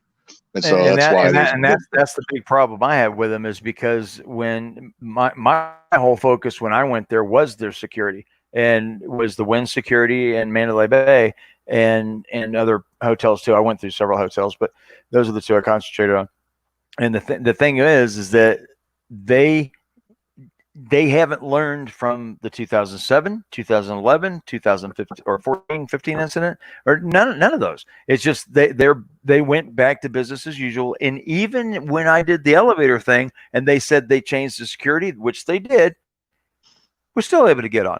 I mean, it just boggles the mind that these casinos can't take security as serious as they claim to, especially when you have someone like Steve Wynn come out there and say that they spent tens of millions of dollars for their security to be the best there is, and that no one has ever blah, blah, blah. And then here comes my dumb ass and just walked in there and just go to the back. It's just, that makes no sense to me. If you're going to do that, follow through with it. And they don't. They absolutely. It is. The whole city's an illusion. Yep. I heard that phrase. And there's stuff that can be done. They make it sound like, well, we don't want to slow down and impede traffic. There's non-invasive technology. This, I know this, that is out, that doesn't stop traffic flow. They just don't want to spend the money, and that's what it boils down to. Yeah, well, they have it at the Wynn. The Wynn has the magnetometers inside the doors as you come in, so they know if a large metal object comes in, and even if it does, what they do is very low key. I know they're training, because that's part of the training I do too. But what they do is they do a soft, they consider it a soft target or hard target. A hard target is a person that comes in with weapon blaring, or you saw the weapon. A softer is one where you're going to go up to the person and you're going to find out, either through some sort of query, pulling them off to the side, have a handheld metal detector, whatever you got to do to further check that person. But when it comes to Mandalay Bay, there is nothing there at any door. So, well, here I'll say this, and I'm just going to say it. You know me, I'm not going to say it, but I'm going to say it. When this first happened, they started putting, even at Wynn, there was pictures where they had guys out there wanding people.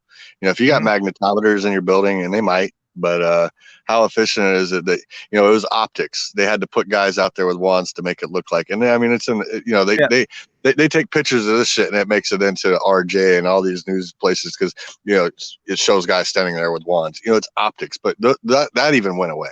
They don't have guys out there standing there anymore doing that. And, it's all a big con game to make you feel safe and make everybody. And that's exactly the problem. They're not taking security serious because they've done their risk analysis, and their risk analysis is wrong. But they figure if we can go 10 years or 20 years without an attack, and if one happens and I'm able to, they're able to, delay it, deny it, come up with this crap that they've done to us. Basically, that's what they're going to have to do from every event going forward, instead of just spending the money up front one time and not having to worry about it. And they could probably drop some of their insurance, potentially, coverage, because, if they're doing their job and they're doing it well in security, let's always evolve. But if they're ahead of the game and they're, up to speed on what the latest and greatest threats are and lessons learned, then they can prevent this stuff. They just don't want to spend the money because security is an expense. There's no profit to be made in security. And that's why the thing about security is that they don't do that. I tried to tell them, and as everyone, if you listen to the conversation I had with the head of security at the Win, and if you listen to me during that conversation, I said that I was offering them penetration testing, no charge, blah, blah, blah. That's something they need to do on an ongoing basis. Now, there's two ways to do it. One, you do it internally, and you don't publish the results. Or two, the hell was that? Sorry, that was my phone. It just beeped. I did the same. I did the same thing in the beginning. I went to the lawyers. See, a lot of the stuff. So in counterintelligence, we do threat vulnerability assessments, penetration testing, all that kind of stuff. And so I told him, I said, look, I'll get a team of my guys that I know that are well versed in this kind of stuff. And I said, we'll come in and do it for free. I'll come in annually for the next 10 years and do it.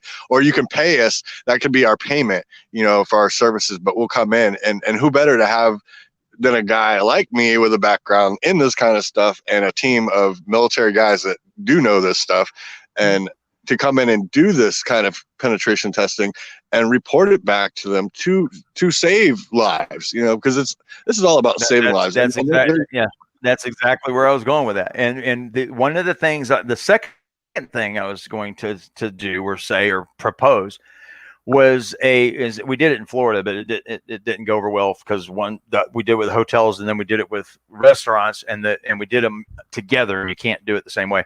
But with the hotels, imagine this: if we go into Vegas and we go, this hotel is part of the blah blah blah security network, and their rating, just like you have ratings, like a restaurant has a rating of A or B or blah blah blah, right? You see it on the door every time you walk in a restaurant.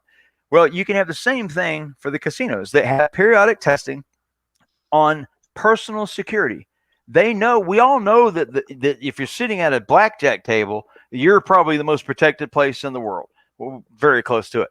But as far as overall security, as far as it sounds like a truck. Sorry, my phone again. No problem. But as far as overall security and things of that nature, to have a standardized grading system, and if you went to Vegas and you saw that Mandalay Bay had a rating of C, but blah blah blah Hotel Venetian down the road has a security rating of A, doesn't that sound like a good idea? That these casinos could have that? The problem with that is they are not going to announce what their security rating is because it makes them a target. If you know that their security sucks, that's where the bad guys are going to go. Which is the whole point of doing it. That's the entire point, because it's that mindset. You have to switch the mindset around and say, look, just like I had with Samantha Bieber, when I was talking to her, I knew where that conversation was going to go. And that, well, if you would have come in and talked to us beforehand, bullshit. That's not how it works. You have to completely change the mindset around that. You have to open up. If you're so damn good and your security is so good, then join in. And then when they see that the blah blah blah casino down the strip has joined on that program, and it's where people have to keep connecting into it, or make it mandatory with the Nevada Gaming Commission or somebody like that. It could be all kinds of things. But that's just an idea I had a long time ago. Well, that's just like in the military, when you got an inspection coming up and the first guy gets it out, he spreads the word. Everybody knows, everybody's prepared because everybody's prepared. It's coming. And that's why you do a penetration testing when nobody's thinking about it, and to find the weaknesses. But it goes back to, the simple fact of the matter is, just like the fire sprinkler code system in the 80s fire, we can set dates going forward. We can make progress. They don't want to do it because it would have to go nationwide. And the lawyer's excuse was, we can't legislate law, so we can't make them change their security. No, but that they can agree to it as part of the settlement, just like the festival grounds could have been negotiated. It's a civil case. Civil is much different than criminal case, and it takes a lesser threshold to walk in and improve your case than in a criminal case.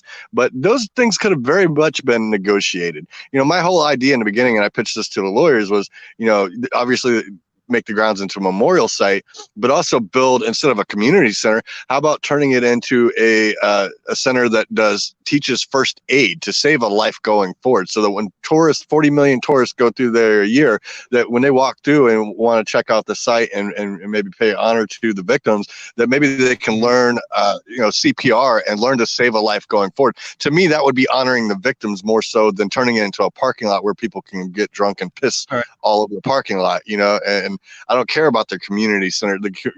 What good is the community? What does the community center do for it's not a memorial. It's not like 9/11, Sandy Hook, any of these other memorials, and it's a disgrace. And I'm attacking, so it's not a disgrace. That's harsh, but I get what you're saying. I voiced that early on when I was one of the first to just say, this just doesn't feel right, because not a lot of people have been to a whole bunch of different memorials like this. I've been to a bunch, and when you're there, there's a connection that you feel. And I'm not a religious person or even really that much of a spiritual person, but I'm an emotional person. So I know when I'm somewhere where an event happened, there's a connection or whatever it is that you have to it.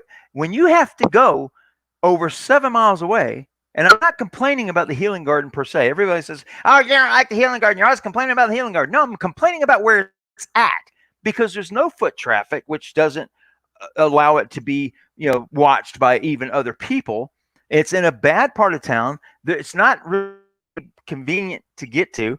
And obviously that has the issues that obviously came to light the other day. And, there's been situations that have happened there with homeless people and so forth. And then the CEO of Survivor Affairs would go down there and try to clear them out and stuff like that.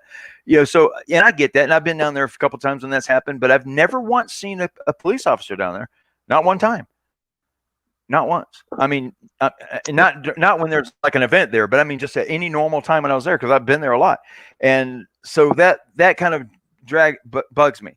What I was thinking too is that they've already got the parking lot thing done, but where the Ferris wheels are, where they're going to put the Ferris wheel thing up, take that over and keep those 2 Ferris wheels up there and turn those into some sort of fountain structure of some sort, because it's already built. It's already there. It's already super strong. And then have that kind of shield, like have a private area where the families of the victims and survivors can go to, where if they don't necessarily want to have to look up and see Mandalay Bay, that could be like a facade that would kind of block that, and it'd be absolutely beautiful there. And it's huge. It's a large lot. They could put plenty on it. It'd be bigger than the Healing Gardens as it is now. And that would be a sign that they at least put it where, where it should be, which is as close to the place as possible. They don't have to necessarily put it on the actual grounds. I understand that part, but as close as possible. It's a $38 million parcel of land. I mean, they were willing to give it up for free to freaking LVMPD as basically a bribe, what appeared to be a bribe. For the swap team. Looked at it. I mean, $38 million bucks, they don't want it in front of the casinos because it's a reminder, and they want everybody to forget. Same thing, I mean, across the board, they want people to forget. And I reminded them, and I don't know why they haven't figured this out as a large corporation that's got hundreds of lawyers on call and all this stuff, but they haven't figured out that this does not go away. For the next 50 to 100 years, this is going to be an annual memorial. Every year, people are going to show up at some point to pay their respects and to remember what happened to their family members. And do they just think that this is going to go away? I mean, do people just forget about 9/11? I mean, that's why it's there, and they think they can just erase history and pretend like it doesn't exist. I don't know how and they that was such a secret. When that was going on, the way I saw it was them trying to hoodwink everybody and say, hey, well, we got this great spot picked out, we're going to put it down here, blah blah blah, and all this stuff, and they sold it like it was a good thing, which I can see where they could manipulate that in that way. And again, I'm not saying anything negative against the Healing Gardens themselves, other than just the physical location of where it's at. It's not convenient to anyone that would come out to Vegas to stay. There's no hope. You can't stay near it. There's no real hotels right there. You can't. It's not exactly within walking distance of anywhere. No one would want to walk there, especially at night. If you've been in the area at night, you just wouldn't want to do that. I don't know. That to me is another thing I'd like to possibly pick up and go, you know what, we just saw the news story last week of them having the issues with it being damaged and stuff like that. There's got to be a certain time to bring it back to where it needs to be. And I'm thinking the only parcel of land that's over there that is basically available that's within reason is where the Ferris wheel things are, possibly a portion of the dirt parking lot on the backside. They're not going to release any of the actual area, or where the hotel is. That hotel that's all dilapidated and stuff, and the guy's been squatting on that land for so long. That as well. I think a lot of people may not be familiar with that area, but there's a hotel in the very center of the Las Vegas Village that's dilapidated and gone. So here's the thing, and this all boils down to how leadership. It's a failure in leadership. These guys at MGM, through Marin's leadership originally, but I hold Bill Hornbuckle just as responsible. He's been there for 20, 30 years. He's the number 2, 3 guy. Corey Sanders is the financial officer. He was best friends with James Marin. He handles all the money, but Bill Hornbuckle's been there a long time. The people that are still remain on the board were there.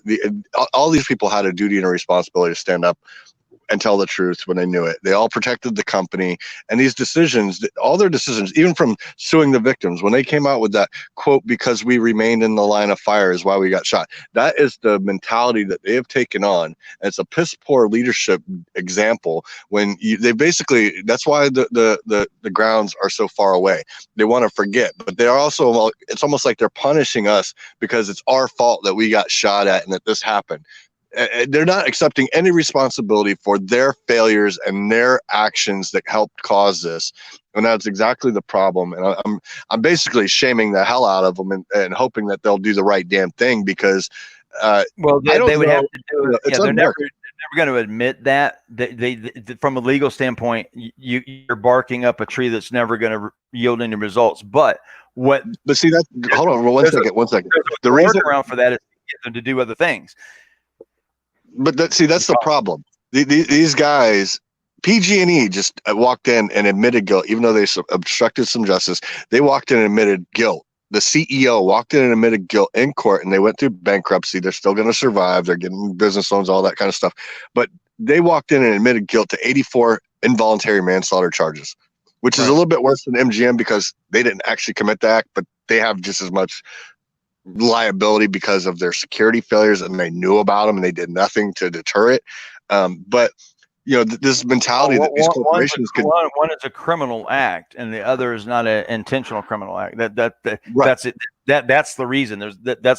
It's a complete separate rule of law, and they just can't do it. I'm not defending MGM by any chance, but just like Well, part of that is, that's why they made this a civil investigation instead of criminal. There were criminal acts that were committed, tampering with evidence, lying, all these different things that went in. They tampered with evidence. Scott Tell lied, all these different things, basically perjury. There were criminal acts that have come out of this that should have been investigated as criminal acts. And I'm hoping the FBI does their damn job and does that, because it wasn't just civil. There were criminal acts that, just because somebody goes in and robs a bank and a guy's sitting out in the car, if he knew he was going in to rob the bank, he's charged as an accessory. He didn't go in the bank, but you know what I'm saying? Like, it doesn't mean they get away with it, and or aiding and abetting after the fact.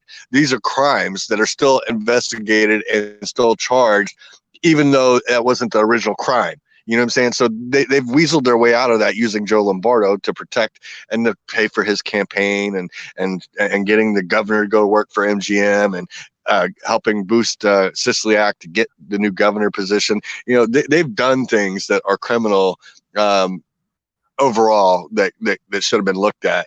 And this is an organized crime. This is what RICO was meant for, and I've shouted that from the beginning, because when you're getting judges and people to basically help try and conceal what the relationships are and proper stuff, and then bringing in our own lawyers to help facilitate that.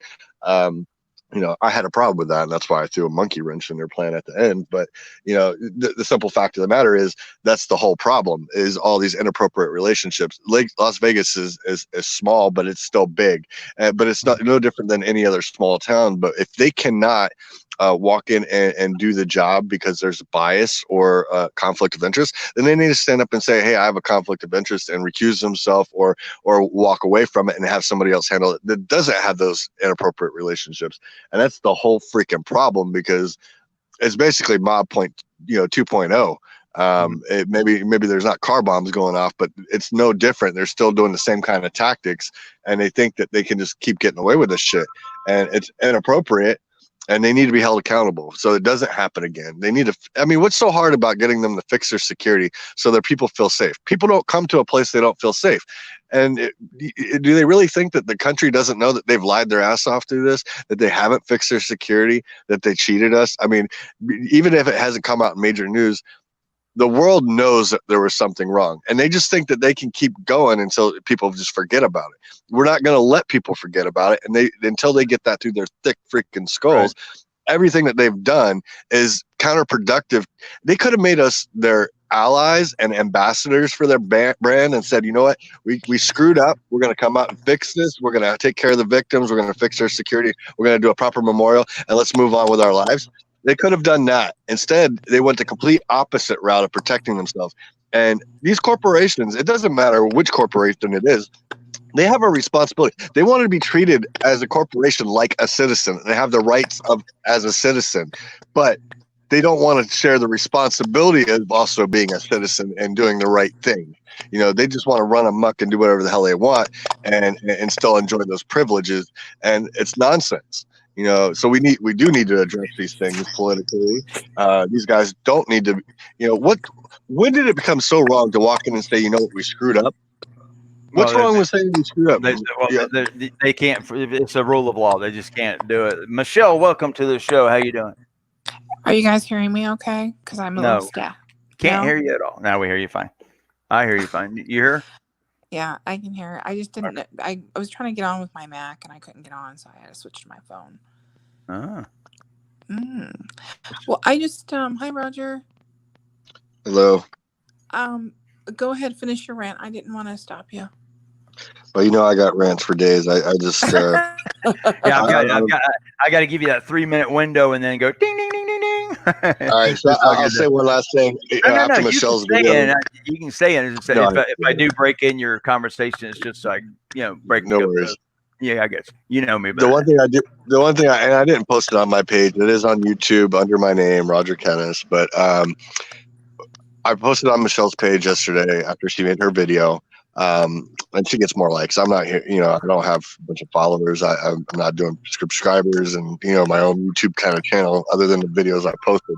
But she gets more viewers. But I posted it. It ended up being a 2-part video. But I hope people will go on Michelle Leonard's page and take a look at that. Hey, I'm live right now. So, Roger, why don't you address the whole bump stock thing of how you feel about it, what they're doing? Well, I think there's some other reasons going on behind the scenes. I think a lot of it has to do with probably their bankruptcy. You got to understand this is a small town in Texas, and their whole city, even their mayor, was involved with the company. It was a multi-million-dollar company, and it basically was the livelihood of the town. But I do have a problem with it. I have a big problem with the ATF, because here's the simple fact of the matter. I'm a Marine. I like to shoot. I've always shot. I've shot full auto. I get it. I'm a big Second Rights Amendment person, but I'm also for responsible gun ownership. And the bump stock got around the assault weapons ban, and the assault weapons ban was there specifically because we didn't need guys running around. And this is after the Northern California. Hey, Roger, hold on a second. Is Mike okay back there? It sounds like he's going to attack somebody. Mike, are you okay? I don't know. Mike? Okay, he's MIA. It sounded like he was wrestling with someone. Okay, go ahead. I'll be right back. Okay. But basically, the bump stock after the Northern California bank robbery, when we had the guys walking around with full body armor and AKs, and they were shooting at the cop, and the cops had to go into gun stores to get anything that could even pierce their armor. But the whole reason for the assault weapons ban is so that we don't have guys laying around AK-47s, full auto capabilities that outgun our police officers that are armed with just rifles and a pistol most times. But the whole reason is that full auto near full auto capability. There is no purpose for other than recreational to shoot full auto and say you did it. There's no reason to have that capability for hunting. Full auto is meant for a military tactic, for suppression, getting away from a massive crowd of enemies, basically. All right, let's welcome. Other than the fact that there's a lot of Second Amendment people. Yep. Lost you there, buddy. Welcome to the show, Naven Johnson. We have Naven Johnson joining the show. Naven, how the hell are you? I am not a bum. I'm a jerk. I'm a jerk. How you doing? I'm good, man. How are you? Yeah, where are you going to get coffee right now? What are you doing? I'm going home from editing. Editing. Oh, hey, Roger, how's it going, Roger? How's it going, bud? We can't hear you, Roger. What's up, man? There you are. I'm saying hi to Roger. What's up? Michelle's in it too. Hola, muchacho. Hey, how's it going? It's going great, Ram. How's it going with you? Going pretty good, man. So actually, there's actually a theater where our film's playing that's not closed down to COVID in New Orleans, which is nice. What? Yeah, all the other theaters are closed, but this week on the 17th, Money Machine's actually opening in a movie theater in New Orleans, so that's cool. Yeah, and I was hoping to be on the road today, so I could be over there.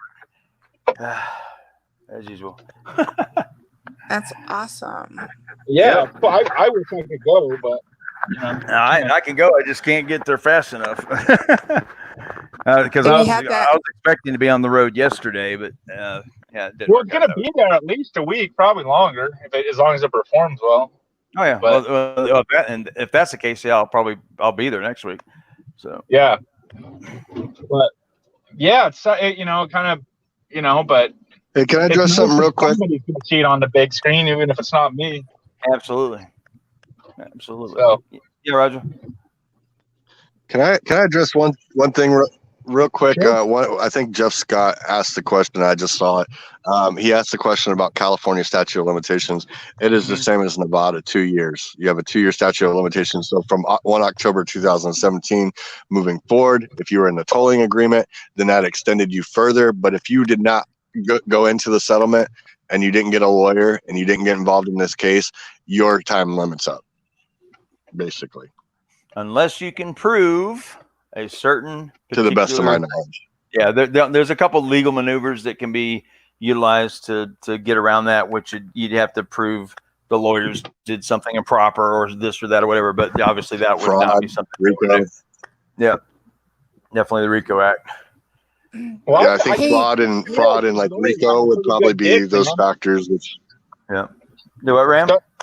It seems to me these lawyers have a pretty good gig, man. I mean, what the hell did they really do? They didn't go to the court and battle anything out. And they're getting millions, man. Yep, it's same percentage either way. I mean, what did these people really do? They got their left hand was dirty a lot. And then they pooped in the right one. Yeah. If you know what I'm saying. Yeah. Oh yeah, I do. Yeah.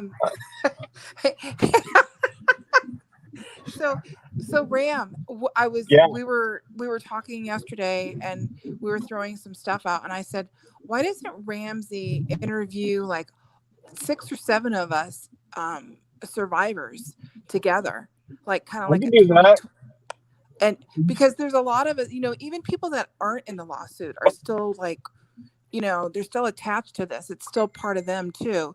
And I think somehow we need to make like this huge, bold statement to wake this dead bear up. I like that idea. It's just, the only thing I have concerns about is, of course, like, these people who've decided that I'm the devil, even without even watching my film, which is like prompted in no small part by a lot of like egging on, by certain individuals. But but yeah, as long as they're not like, as long as they're not. No, I'm talking like about our close inner circle. Yeah.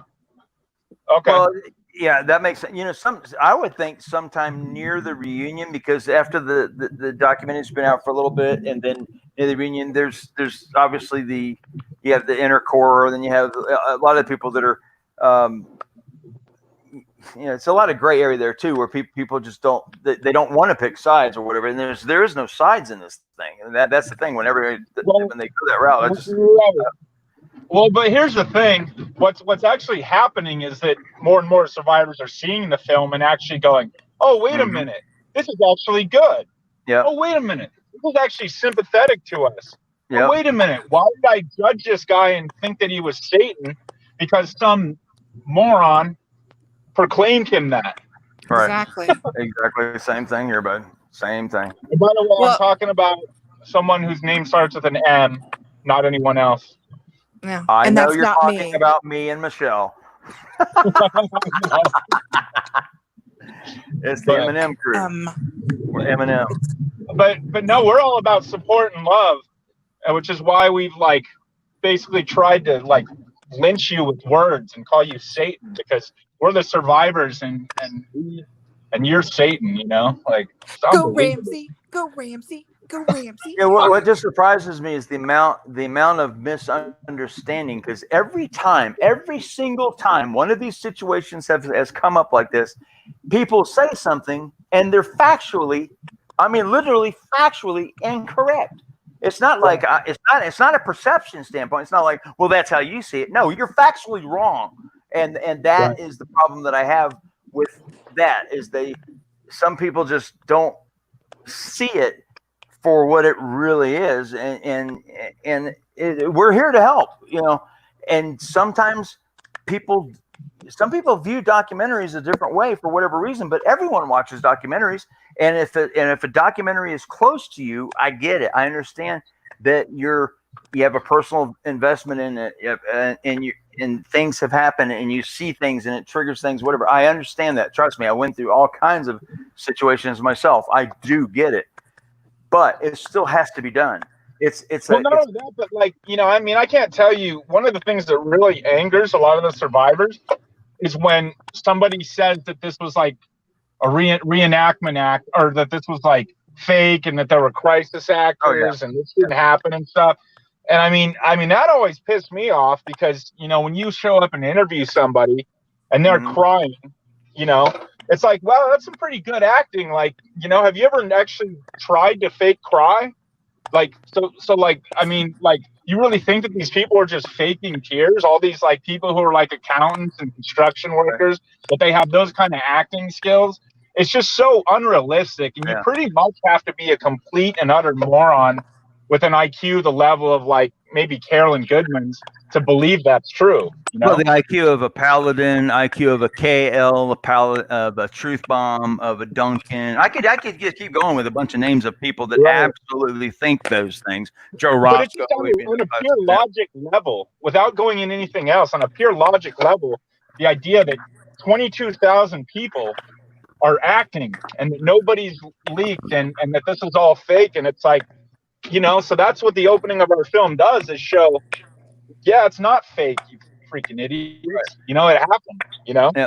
And that was one of the points too. And of course, none of these people who haven't seen the film, like, they never acknowledge that or even think about that. It's just, oh, he's Satan, But to their credit, every day, I've had more and more people reach out, and some of these people are friends with, that awful lady who, who I'm talking about. Yeah. But I actually had one about an hour ago. A person contacted me and said, "Hey, you understand my situation, and I can't verbally say this on a post anywhere, but I just want you to know that you have a special place in my heart for all that you've done, because you've been there for us since day one, and you've never wavered. And now the movie's out. I got to see other things that I didn't even know you were involved with.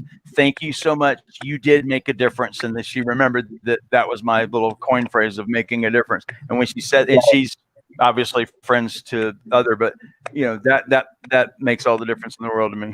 It makes it all valid. I mean, the irony never seems to smack people like that in the face, that the very thing that they're claiming they're all about, support and love, is the opposite of what they're. Well, no, how bad is it that someone has to contact you secretly to tell you thank you? I mean, come on. Yeah, that's exactly that's sad. That's exactly what we dealt with. Like, and I'll tell you what, man, if I was in that group, I'd tell her to piss off. That I have my own opinions. Ramsey, I did it. You don't get to be the arbiter of everything. I did. Yeah, I know you did. Me and Melissa had it out. Can I say something real quick? And I know this is going to be controversial, and I don't mean to offend anybody, but if you watch the video on Michelle's page, the 2 videos I posted, it basically goes to the heart of the matter. All these people that want to claim, oh, well, we're trying to profit off of this, and to me that really it does disturb me, because there's been a lot of people profiting off of this whole entire event, but at the end of the day, these people say they want the truth and they care and this and that, and they want people to be remembered. Well, where did they sign the opt-out agreement, to opt out and stand their ground for their family members to make sure that the truth came out and that they knew? And at the end of the day, you know what? Most of these people are, obviously the bigger cases, the death cases, we're going to get several $1 million. But you know what? Most of these people are going to be broke in the next 5 years, just like lottery winners, and they're still not going to have the truth. Is there going to be a memorial that's set up on the grounds for their family members so that they're remembered? No. Did we get the truth? Did we get security changed? No. So all the people that are complaining, I hate to say it, and I don't want to be rude, but at the same time, not one of them said no. Well, I think overall, it's. Hold on. Hang on, Ramsey. Everybody, chill out. I don't want to go into this area too much, because that's not what the show's about. I just want to be clear about that. So the bigger picture is that over time, as people actually see the film and people understand what it is we're really trying to do, that no one's trying to harm anybody and things like that. So I think it's just a matter of time that people can see it, because a lot of people have a perception based on what they were told by other people too, and they don't have any firsthand knowledge. And I suck at meeting people and doing things and going to events and blah blah blah, so people can eventually figure out who I am. And that's a different thing. But anyway, Ramsey, on the opening in New Orleans, you said that theater. Is it one of the ones that are on the list? Yeah. It's the it's something called like the New Orleans like Multidisciplinary Arts Center, something like that. Okay. It's a nice theater. I think it's called like the Zeitgeist or something, Multidisciplinary Arts. Yeah, but it's cool. So that's a good one. Yeah, it'd be too bad to not, but yeah, I'll get there. I won't be able to make it on the 17th. Yeah, that's just not gonna happen. But yeah, I'll try to set up once I know something more definitive. That'll be cool. And even if they reset to show it again, but we'll figure something out. It'll make it work. So Ramsey, are you getting like a lot more interest as the days are going by, and the spark is, people are waking up a little bit?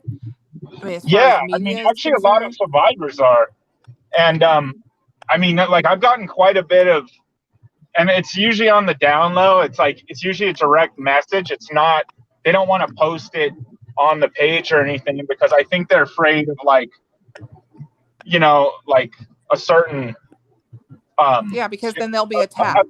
A certain know-it-all jerk off coming on there and telling them what to do. So they usually do it quiet and on the down low, but yeah, I usually get several of them a day. Not always from survivors, but pretty much people in Vegas appreciate it. There's even one guy who's works high-end executive who just kind of told me something on the down low at one of the casinos. But so it's cool. It's it rings true to them. You know, when you can ring true with the locals, the people who live in Vegas, that means it's authentic, you know, in my opinion. Yeah. So I agree. And there's always going to be detractors or whatever from any situation, and I get it, and I understand the sensitivity and everything involved in this particular subject, which is why we need to be sensitive, you know, still, you know, as best we can. So and maneuver on and what have you. But at the same time, I think over time, like I said, people will see, you know, what we're really all about, what we're really here for, and you know, we're not conspiratorial or anything like that. It's just that you know, there's a bigger picture, and I think that's important. It's part of history. But I think also it's like we're lifting the lid on the greed. Like that's what we're really doing is exposing, because you know MGM has this massive PR machine, you know, and like we're shooting through that and getting to the truth of the situation, and that's the real goal of the film. It's not, you know, nobody's sitting there reveling in this violence, but it's the reality of what happened. But the movie's called Money Machine. It's about how money and power in Vegas made this event go away and how the victims are still suffering, you know. So that's the point that I think people who actually watch the movie understand that. But I think what happens is when people, I just can't understand why people would not watch a movie and unload on it. It's like, you know, like I can understand if they watch. Anyway, I don't know. We'll move on from this point. It's just yeah, no, it's the same thing. I get it. When I was talking to Eric in the beginning, my relationship with Eric was hidden. No one really knew about it, and then we slowly leaked it out, and then I got lambasted for the Melissa Ramirez video, which I understood that, but I had to make a choice, and you know, I get it, and people to this day still go after me on it. And then the Eric Paddock thing, you're friends of the brother of the shooter. I'm like, you know what? Yeah, because I think it's important, and he picked me. So don't you guys want the truth? Don't you? I mean, do you really? You want to just accept like MGM, who has, you know, you want to accept their lives so they can save their own ass on legal liability? You want to, like, don't you want the truth? You know? Yep.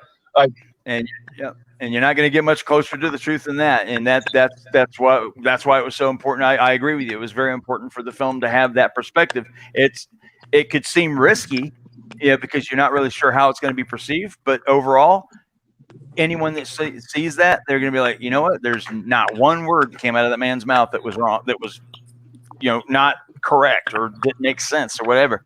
And it does.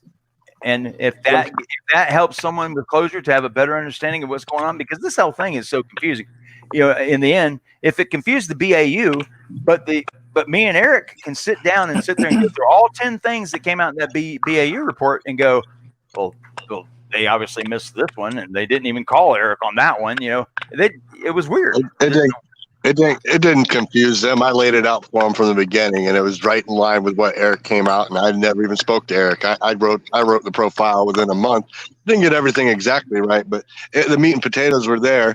And at the end of the day, it didn't confuse them. What it did was it embarrasses them, and that's what, you know. That's the sad fact of the reality of it. And I know some of the things I got to say are probably a little hurtful, but this is about the truth. And you know, I want to be careful on it because I understand that there's a lot of other factors that were involved in why people made decisions that they made. But at the end of the day, I'm standing up for truth. That's why I'm standing here and opted out and trying to get to court, because the truth does matter and they can't buy the truth. And the Money Machine does expose that. And, you know, I hope people get behind it and support it, because at the end of the day, this is about the truth. This is about the people that don't have a voice anymore, that can't be heard, that they needed a voice. And I'm sure that they would want their families to know, you know, of course they want their families to be taken care of financially, but they would also want them to know what really happened for history's sake and for lessons learned, so this doesn't happen again in the same manner 5 years or 10 years down the road because MGM didn't fix their damn security. That's exactly right, Roger. And that's the simple fact of the matter is suppression. You know, yeah. No, when you suppress information and hide things like they did in here, that makes it more likely to happen again. Right. You know? Well, that's why the 2007 case. That's why the 2007 case is so important, because it did happen and they were warned, and they did, even though they won on foreseeability, they did nothing to change their security. Then 2014 happened. They still did nothing to change their security. They're still trying not to change their security after the largest mass shooting in the country currently. So what's it going to take, another 9/11 before they get it through their fucking heads that they need to fix it? You know, that's the whole point. So I want to just, switch gears here just for a second.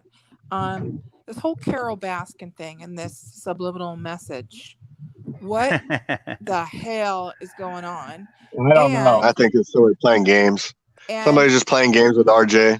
Yeah. Okay. But at the end of the day, what did you at the end of the day, it wasn't her. She just got paid. She just paid $200 to read off the script. But we know I realized that, but I'm saying that was an intentional subliminal message. And what exactly did it mean? What did it say? I actually haven't seen it.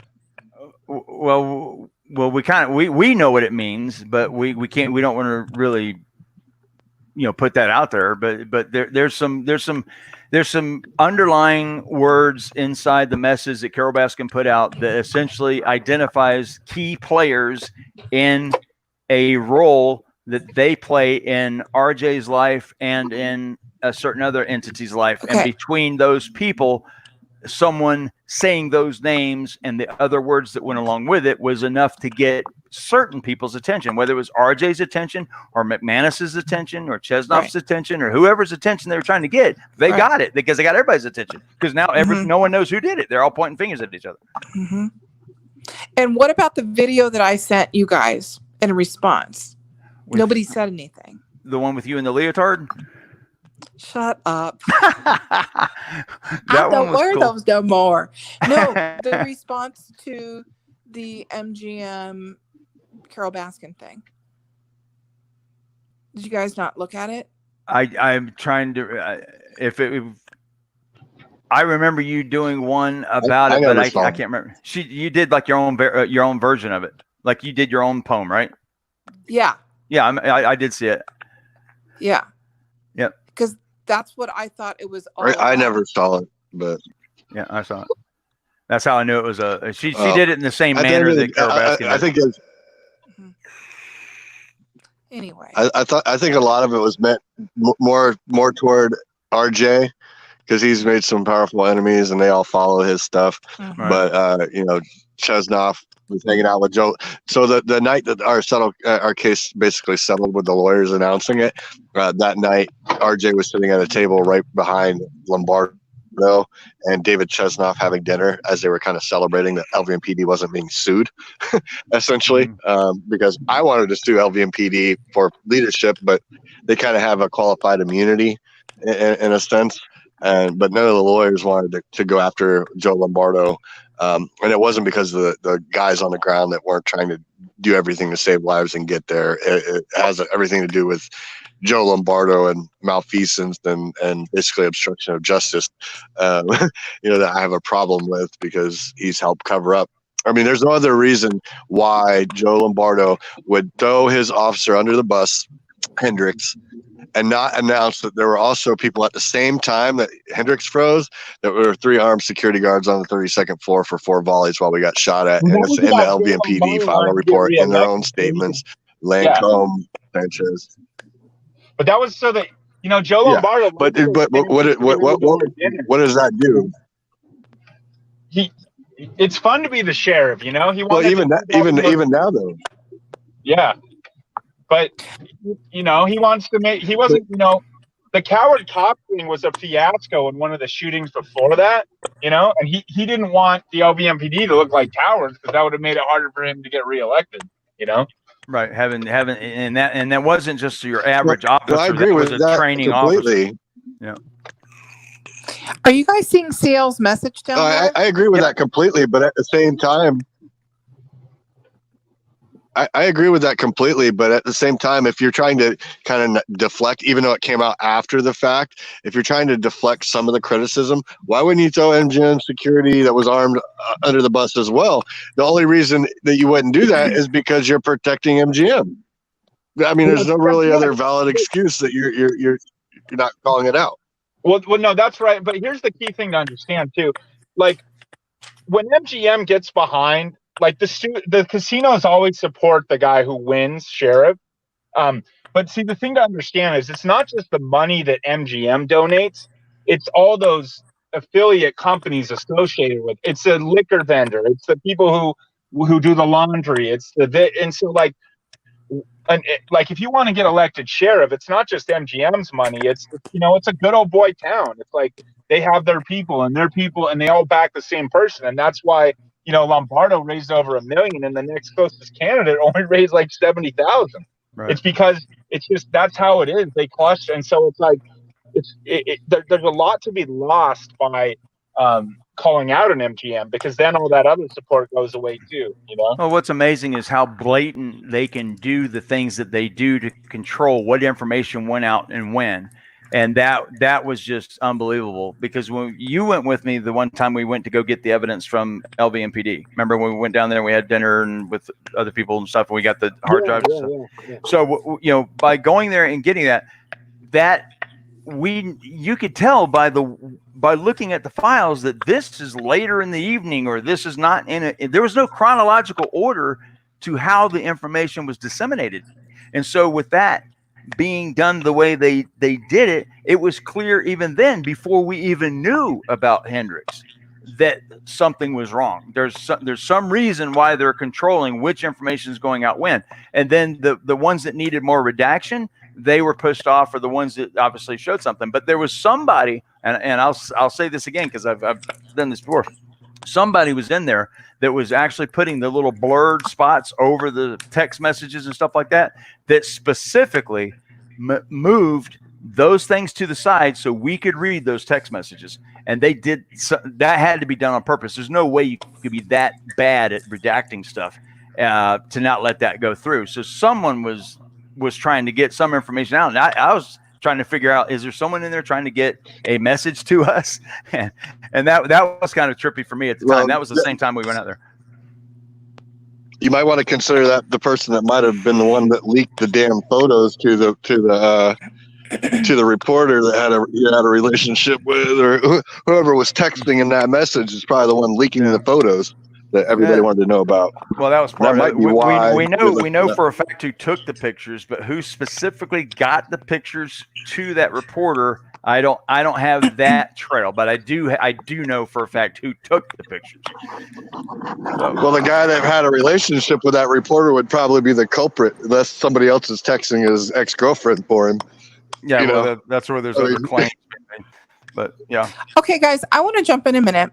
CL put something in here. It says it's a good movie. Yep. She does so much for the 58. She was defending them and what was right in her heart, but did not deserve the retaliation and how it went down. IMHO. What does that mean? Can I respond to that? And that's her opinion, and we have to respect her opinion, just like I do. Yeah. But can I address that? Can I address that?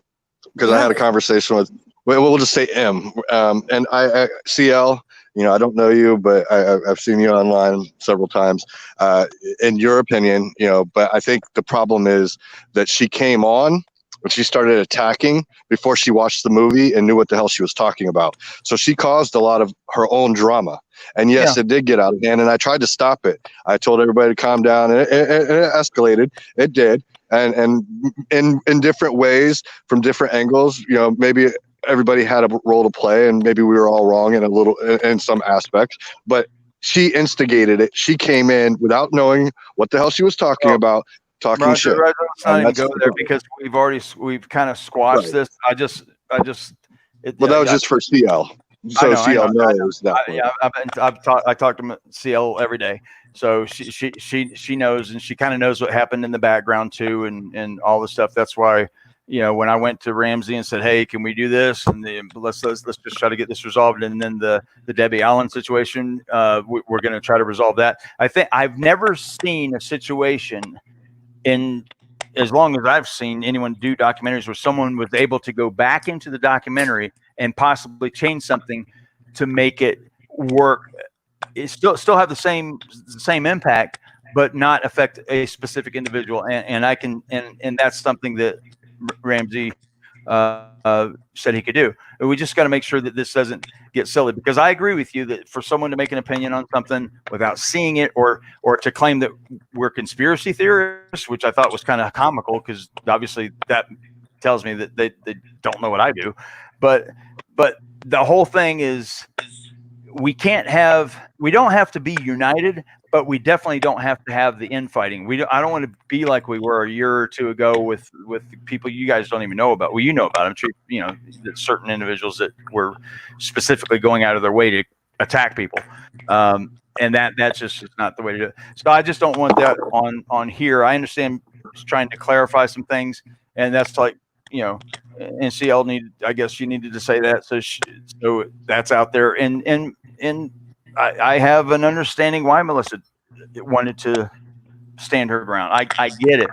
But again, I agree. She fired the first shot, but at the same time, I sometimes will fire the first shot. Roger, you do too. And then we have to deal with it. But the end result is we've all kind of figured some things out that probably weren't known beforehand, and that's done behind the scenes, and it's hopefully over with. Hopefully. Yeah, I think that it is, because everybody has come to resolve to rectify the situation. And all I want to say is, I don't want any bullshit from anybody. I mean, we've all been through enough, and we keep being re-victimized over and over and over by different entities. We're all adults here. If you guys want to be in your little clique, then stay there if that's happy for you. We're happy where we're at because we're disassociated, and we don't have to send secret messages to people and thinking that, you know, our message is going to be deleted, blurred, or, you know, attacked. So that's fine. All I want to say is, I just don't want any more attacking on me personally in any way, shape, or form, because all it does is cause more trauma. And if we all know what we're all going through, so when that happens, it's just done out of pure hate. Right. And see, and this is Ramsey. This is his Melissa Ramirez video, because when I did what I did with the Melissa Ramirez video, I knew that I was probably going to have a whole bunch of hell for that. And I got it. I fully understood it. I went through it. I'm still going through it. And what have you. So this is like a variation of that for Ramsey, because the way I responded back then was I had to, because I was so involved in the case, I had to I couldn't say anything. I couldn't be mad. I couldn't be mean. It could be whatever. And there's certain individuals that I wanted to say certain things to, because they were taking things either out of context or whatever. And everyone does it. We all do it to a degree, because we all have a different perspective. We may not think we're taking things out of context, but we're definitely seeing things from our own perspective. And as we do that, naturally, we stand our ground, sometimes even when there's no ground to stand on, but we still stand it because we think we're doing it for the right reasons. And that is where things start going sideways, because each I don't want to call it a clique, but each section of the Las Vegas community has its own certain sets of beliefs.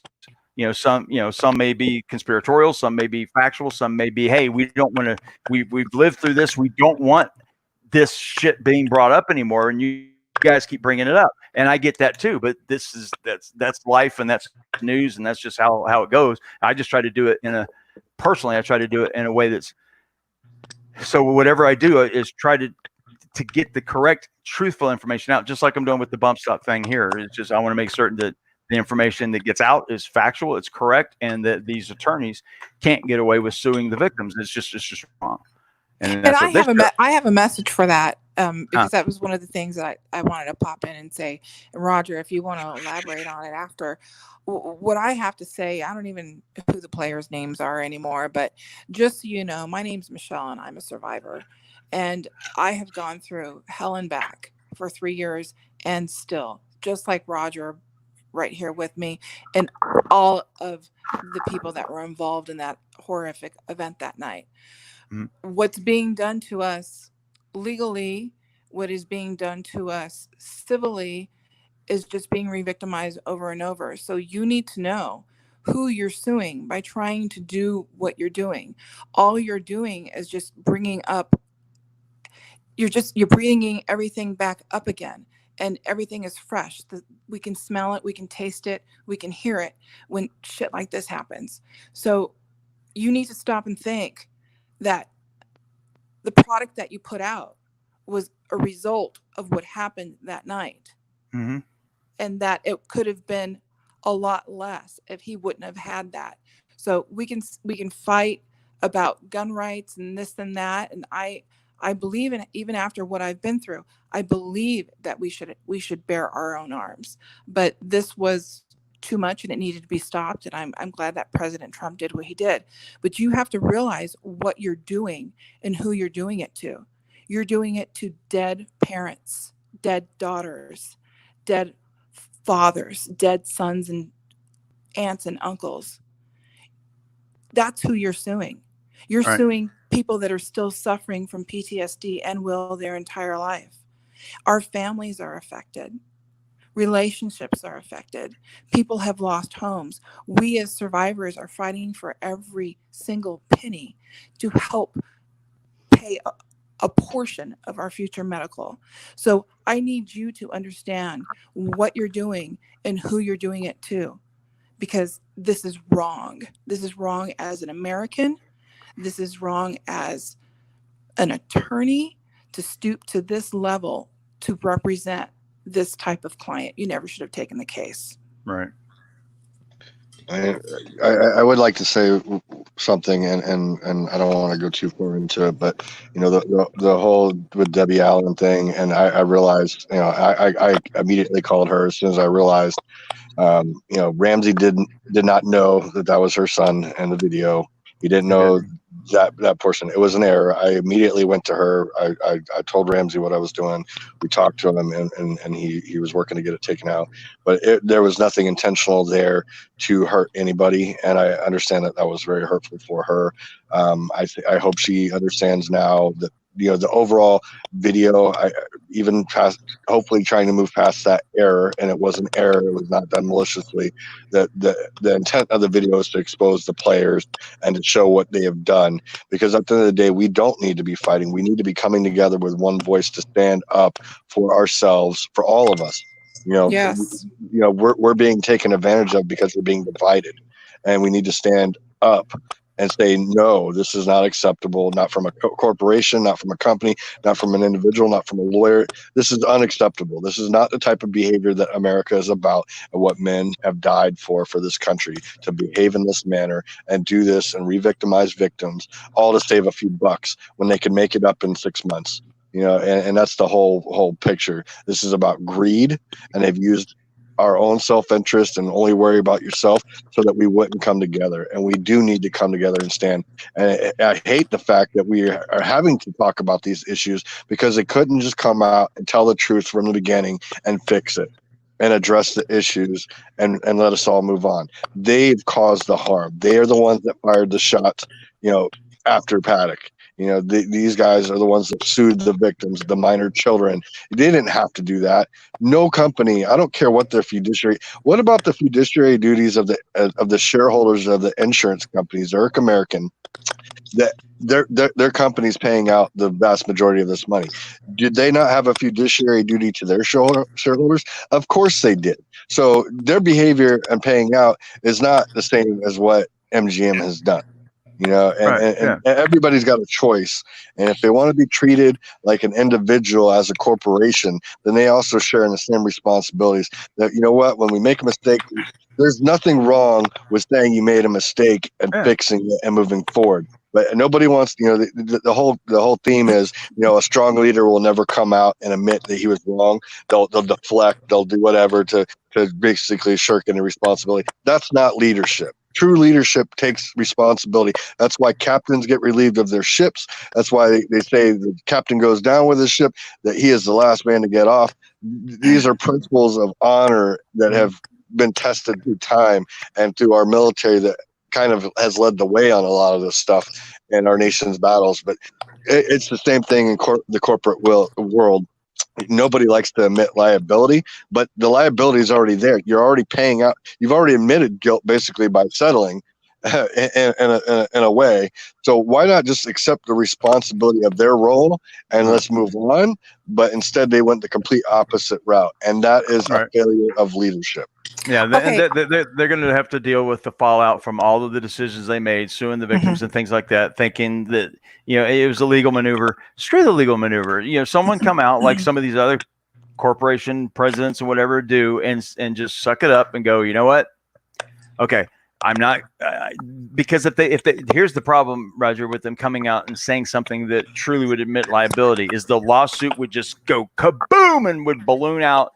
And no one would win because they would be bankrupt and go out of business, and that's something no one would want. So I see both sides. I understand your point that you definitely want them to say something, but going into something with that being a demand is never going to happen. So it's not even, it's admirable, it's honorable, and I admire you for it and what have you.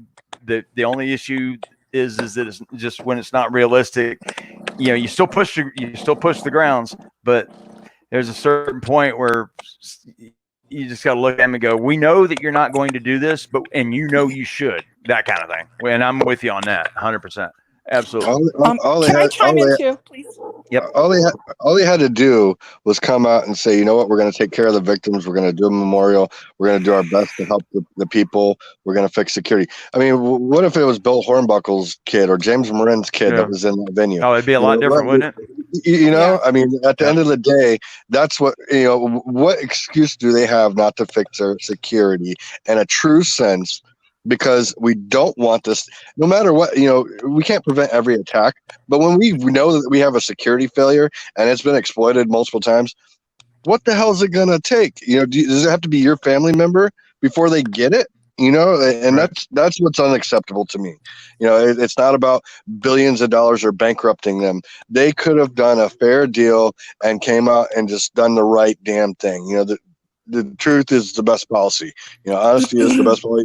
Maybe not always, but it's been 2.5, almost 3 years now. Yeah. What the hell, Michelle? What were you going to say? Well, what I want to do is I just want to pop in back to this message is for CL. I don't know all the different admins and everybody that but now is the time. This is a crucial time. This is the time that we need to band together. This is the time that we need to put all of our swords down and we need to band together and not let anything separate us.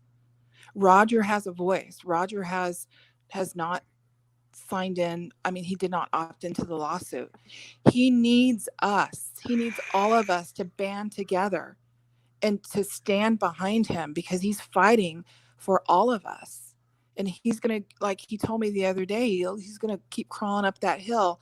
And even if he gets to the top of the hill and it kills him, he's going to die trying. So we as survivors have to appreciate that. We as survivors have to understand that. We have to understand what Mike and what Ramsey and Doug Papa have done what they have done for us. And if it wasn't for the actions of Mike Turber, we may not even be at this point with the lawsuit. It's a very real statement. So I am pleading to every admin. I am pleading to anybody that has said something horrible to the other person or somebody's feelings got hurt or for whatever the reason is. Let's stop it. It needs to stop. Let's come together and let's do something in power and in numbers. Because the 58 wouldn't want to see any of us going through this either, what's happening. We've all been through too much. And now's the time to stand behind Roger and everybody come together. Well, I agree with that. And I think that one thing that I have to do every single day of my life, and it's something I live by, that it's very difficult to do, is that you can view someone, if someone has 95 things that you like and 5 things you don't like, some people will fixate on the 5 things that they don't like. And then that's it. And if it's a deal breaker, I get it. But there is a certain point we have to understand that, like with me, I'm an atheist. So as I move through life, I understand that my view of a lot of things is going to be totally different than someone else. But what bothers me is that when someone hears that, they automatically, oh, you can't be around, you can't do this, you don't have morals, you don't have that. And when they make those type of judgments, guess what? That's the type of person I don't want to be around to begin with. You know, because people that know me, they know me differently. I just wish someone would take just a moment to give me the benefit of the doubt sometime and say, wow, you know what? If I really put down on a piece of paper the things that Mike has been trying to do since day one, what has he done to do actual harm? And what has he brought to the table that's helped us, and what has he brought to the table that's hurt us? And is he really trying to do something good? And don't base that opinion on some crap someone tells you. Base it on the actual shit that I'm doing. Yep. And that's where I have a problem. Is there's some key players out there that go around and they say things that obviously people have found out are not true, but they run with it, and that to me undermines everything that certain people are trying to do, because I guess that is what it is. It reminds me of high school, and I just keep trudging forward and keep moving. Yeah, and that's why I'm putting out this plea to, like, you know, let's stop the madness. There's enough is enough. And you know, if people are watching the movie and they are seeing that what this movie is about, I don't even like to call it a movie, because it's not a movie, it's a documentary. Right. About, you know, okay, I just had a PTSD moment. I just lost track. Okay, just take it, because I don't know what I'm talking about now. No problem. Well, I'm just so you know, it's 10:10. I'm gonna start winding this down anyway. If anyone has any specific questions or areas that I may not have addressed or was clear on or whatever, let me know. But I think we've pretty much covered our bases. I'm going to try to get back to doing actual show every Wednesday, regardless of where I am and what I'm doing. And that'll be the goal. So we'll try to make it a weekly thing. And it won't always be about Vegas. It'll be a mix of a bunch of different stuff.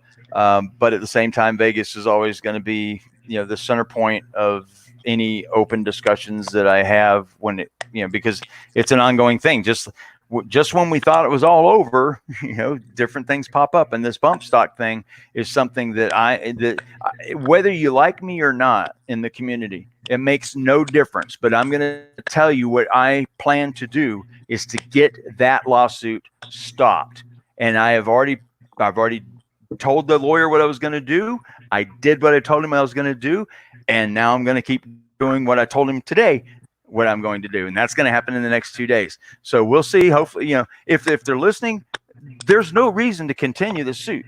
There's just it is going to be a public or a PR nightmare. It's just there's no way I can't unless they can tell me some statement that would make sense. But so far, the number of times I've contacted them, being nice and polite and trying to just open dialogue, and of course they'll probably say, well, it's an open case, blah blah blah. No, you can talk to me, because they already know who I am. I'm talking to them with the understanding that they've already screwed up and whatever, and they won't talk to any reporters. So we'll see what happens as it plays out. Maybe they'll put a statement out or something. They need to do something, because the more that they don't do, so to speak, which is kind of a backwards way to say it, the more that may happen. There's a bunch of people out there pissed off about it, and a lot of people are calling me saying, "Hey, we should do this and that." And I'm like, "Wait, hold on, there, Kimosabe. You know, let's see where they're going with it, because nothing's been done yet. There's no dates. There's no like pending date that's like next week that something's going to happen. If they don't do it by then, we're going to lose everything." That's not the case either. And again, it's even not it for a lot of people. It's not about the money. For me, it's obviously not about the money, because it's not. That ain't why I'm here. So it's all principle. Because you're losing money. You're damn right. You're not making money. You're losing on this thing. money. And that's so. And when somebody sends me a message and they make a statement, when someone posts that we're here I'm here trying to make profit on the backs of the people who died and stuff like that, that right there tells me all I need to know about you. Because if you make that statement, then you don't know me at all. At all. 100%. I want to take a little different approach, and I know it's going to sound bad, but I hope the community understands that media and attention to these situations is what hurts MGM. That's what brings people to the table to compromise, to make deals. And the only thing that hurts them is negative PR, which is why they put out so many ads on Vegas and sending you free room stays to come to Vegas and all this crap that they do through the tourism. But the only thing that really hurts them is drawing public attention. So I'm going to utilize what they've done here, which I think is very piss poor, to, in a way, will help draw attention to the situation. As shitty as it is, we need as much PR on the entire situation. We need to shine a light on it. Darkness, darkness is where they thrive, that's where they dwell. And hiding this, non-disclosures, the lawyers talking behind the scenes and we don't know what's going on, and not negotiating. All these different things are all done behind the scenes, because if they did this out in the public, this needs to be, all of it needs to be out in the public. Because absolutely. This is what hurts. That's why I brought it out. And when Eric sent me that, I sat there and looked at it and was like, wow, this has got to go somewhere quick. So put it in the hands of because I'm nobody. I'm just, we got 8 people in here, if that, 9 people, so I'm a nothing. So the main thing that I know I bring to the table, and then we have people like Roger, RJ, and others that can go out and have other people. The more eyes on this, the better. Put them in the hands of the people that can actually put it out there where the numbers are big, and then they listen, just like Facebook listened when the advertisers started pulling dollars on how they handle stuff. So that's the same thing here. It's just getting it in the right hands and having them actually do something with it. Harvey. Hey guys, Anyway. I just want to say good night to you guys. You guys have a good night. Appreciate the conversation. We need to keep spurring conversation as much as we don't like it, to draw attention to the situation for all of the survivors, the families, for the truth to come out and be told, and for people to be held accountable. But good night and God bless. You too. All right, everybody, I appreciate it. Michelle, you want to say your finals there? We're not going away. Well said. All right, guys, I appreciate you guys coming on. Thank you, Ramsey, wherever you went. He always tips off. And thank you guys for joining in and listening in. And again, if you are an attorney who happened to listen this long to this damn broadcast, which I know you won't, but do the right thing. If you're Jeremiah Cottle, do the right thing, bro. I was in your shoes. I manufactured products similar to what you did, in the same field. And I had to sit there and understand that a product that I make, and I made it for, my intent was to make it for fun, but I also knew that it had a sinister side to it. And I had to be prepared for that. You obviously weren't. And then to go beyond, you should have just go off and go start some other product. You're obviously a smart person, so go make some other product. But don't come after the victims trying to recover funds that you lost because your business got taken to the cleaners for one reason or another. That makes no sense. And I'm sure there's some things in there I don't know about. So if you want to open up a dialogue with me and explain your side, hey, I'm right here, bro. But your attorneys won't let you do it. But you need to drop this. It's just as simple as that. This is wrong. I cannot see any words that could possibly come out of your mouth that could explain how this is justified. I ain't falling for it. So until I hear something different, I remain yours. Thank you, everybody. Thank you for listening. Have a great night. Talk to you later. Bye-bye.